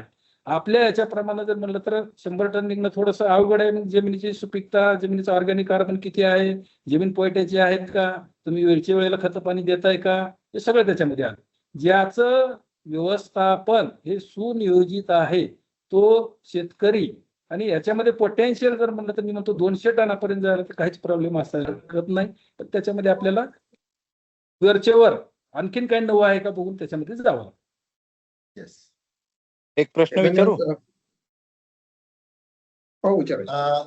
आपण जरा हांडे साहेब. दिलीप बंडलकर आहेत, ते त्यांनी हात रेस केलाय, ते बोलू शकतात. मला वाटते एक शेवटचा प्रश्न घेऊया मी कारण बोलू का? 1.25 तास देशमुख झालाय, साहेब, मी भरपूर बोलू वेळ का? झाला. देशमुख साहेब सांगून घे, बोलू का? हो आबासाहेब बोला की. Yes sir. आता जो आणि प्रश्न विचारला की ऊसातलं पोटेन्शियल किती आहे, जे एक उदाहरण देतो. पुणे जिल्ह्यामध्ये 15 गावामध्ये जगताप नावाचे शेतकरी होते. 1962 साली त्यांनी 365 टन एक साली ऊस काढलेला आहे. त्यांना राष्ट्रपती पारितोषिक मिळालेलं आहे. फॉर इन्फॉर्मेशन मी सांगतो. बरोबर. 365 टन प्रति एकर अॅन्युअल उत्पन्न अडसाली नाही सुरूचा ऊस आहे. आणि मला आबांच्यासाठी प्रश्न आहे. आबा नमस्कार. नमस्ते सर. आबा नमस्कार. नमस्कार. आपण जे 550-550 एकरावर जे EI बसवलेलं आहे, ओके जे सर. आता तुम्हाला जे मेसेज येतात त्यातले हो. किती शेतकरी तो EIचा मॅप किंवा जे कलर रिडिंग आहे ते करून त्याचा फॉलोअप करतो? फक्त आकडा सांगा मला. यामध्ये साहेब साधारणतः 40-50% आहेत. 50%ला आता मी समजून सांगतोय. सगळे काही बघत नाहीत किंवा सगळ्याच काही लक्षात येत नाही. ओके. दुसरा की EI किंवा ठिबक मध्ये कदम साहेबांच्या प्लॉटवर मी गेलो होतो, मला माहिती आहे. ते मला ओळखतात का नाही माहिती, त्यांच्या प्लॉटवर गेलेलो आहे मी. त्याला जवळ 10-12 वर्ष झाले. मला सांगा की ड्रीप आणि ठिबक मध्ये आपल्याला किड्या आणि रोगाचा काय प्रादुर्भाव झाला? कदम साहेब, दिलीप ठिबक बोला. बसवल्यामुळे रोग किडीचा प्रादुर्भाव कमी झाला का जास्त झाला, हे प्रश्न आहे. माझ्या हिशोबानं किडे आणि रोगीचा आणि तसा ड्रिपचा अर्थार्थी काही संबंधच नाही. कीड आणि रोग ही हवामानावर येणार आहे किंवा ऊसाच्या जमिनीतल्या ज्या काय मुळीत जर काय प्रॉब्लेम असेल, जमिनीत काय असेल तर तरी पण पाट पाण्यापेक्षा ड्रिप सिस्टीमला आणि ऑटोमेशनला माफक पाणी मिळाल्यामुळं किडे आणि रोगीवर थोडासा कंट्रोल होऊ शकेल असं माझं मत आहे. निश्चित. देशमुख साहेब, मला देशमुख साहेब एक प्रश्न स्पेसिफिक आहे. एक स्पेसिफिक प्रश्न. आपण ठिबक सिंचन चालवतो, EI प्रणाली आहे, ठीक आहे. पण मला एक प्रश्न पडलेला आहे की आपण कारण ऊसाची उंची किंवा ऊसाचं वजन वाढवण्यासाठी त्याला जरी आपण ठिबक बसवलं तर मातीचं टेम्परेचर मेंटेन करण्यासाठी हिवाळ्यामध्ये ठिबक, पावसाळ्यामध्ये ठिबक आणि उन्हाळ्यामध्ये ठिबक अशा प्रकारे चालवायची AI नाही समजा. त्याच्यामध्ये असं आहे की साधारणपणे वातावरणानुसार हंगामनिहाय जर आपण पाहिलं तर आता आपण AI टेक्नॉलॉजीमध्ये तर आपल्याला त्या पिकाच्या मुळाशी असणारं किती ओलावा आहे सेन्सरच्या माध्यमातून कळतं. आपण आता लिटरमध्ये आणि वेळेमध्ये सांगतोय. पण सर्वसाधारणपणे ठिबक सिंचन बसवलेल्या शेतकऱ्यांनी ज्यांच्याकडे AI नाही तर वातावरणामधल्या बदलानुसार उन्हाळ्यामध्ये 3 तास ठिबक चालवावं लागतं, हिवाळ्यामध्ये 1.5 ते 2 तास ठिबक चालवावं लागतं आणि पावसाळ्यामध्ये पाऊसमानानुसार. पण आम्ही निश्चितपणे सांगतो की पावसाळ्यामध्ये तुम्ही पाणी देण्यासाठी जरी ठिबक नाही वापरलं तरी 8-15 दिवसातून एकदा खतं देण्यासाठी ठिबक सिंचनाचा निश्चितपणे आपण वापर करावा. थँक्यू. ओके, धन्यवाद. हांडे साहेब. मला हांडे वाटतं साहेब. भरपूर वेळ झालेला आहे, तर आपल्याला इथं कुठेतरी थांबायला पाहिजे, कारण दोन्ही गेस्टला काही बाकीचे कामं असतील. तर नमस्कार, मी हांडे, मार्केटिंग मॅनेजर नेटअफिम इरिगेशन मध्ये आहे. आजच्या या विशेष वेबिनारमध्ये सांगता करताना सर्वप्रथम मी कृषीभूषण जी पांडुरंगजी आव्हाड साहेब आणि श्री संजय कदम साहेब यांचे मनपूर्वक आभार मानतो. आपण वेळात वेळ काढून आधुनिक तंत्रज्ञान ऊस शेती कशी फायदेशीर करता येईल याचे आपण मौल्याचे मार्गदर्शन केले, त्याबद्दल नेटअफिम आणि आमच्या टीमतर्फे आपले आभार. आजच्या सत्राचे अत्यंत सूचक आणि मार्मिक समालोचन करणारे आमचे स्नेही श्री अरुण देशमुख साहेब यांचे विशेष आभार मानतो. त्यांचा एक 4 दशकांचा जो अनुभव आहे तो सुद्धा त्यांनी व्यवस्थित आपल्याला मार्गदर्शन केलेलं आहे. सर्वात महत्वाचे म्हणजे आधुनिक शेती ओढ असलेले सर्व शेतकरी बांधव आणि प्रेक्षक आज जे जॉईन झाले या वेबिनारसाठी त्यांचे पण शतशः आभार मी मानतो. आणि आमची जी नेटअफिमची टीम आहे ज्यांनी कार्यक्रम सफल करण्यासाठी प्रयत्न केला त्यांचे सुद्धा मनपूर्वक आभार. जर काही शेतकऱ्यांचे आम्ही प्रश्न घेऊ शकलो नाही, जर आपल्याला काही प्रश्न असतील तर आम्ही एक दोघांचे तुम्हाला नंबर देतो. जर आपण नंबर लिहून घेतलं तर बरं होईल. पांडुरंग आव्हाड साहेबांचा नंबर आहे 75 88 78 77 03 आणि त्यांचा दुसरा नंबर आहे 94 233 41 206 आणि कदम साहेबाचा नंबर आहे 98 227 90047.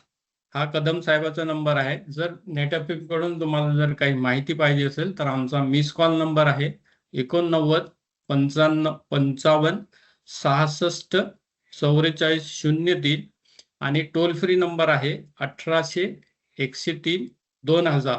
जर काही देशमुख साहेबांना प्रश्न असतील तर आपण कधीही त्यांना विचारू शकतो. तर त्यांचा नंबर आहे 95 45 45 69 02. तर आज या कार्यक्रमासाठी सगळेजण जॉईन झाले त्याच्याबद्दल नेटअफिम तर्फे आपले सर्वांचे आभार आणि हा कार्यक्रम संपला असं मी जाहीर करतो. थँक्यू. सर्वात थँक्यू. आभारी आहे.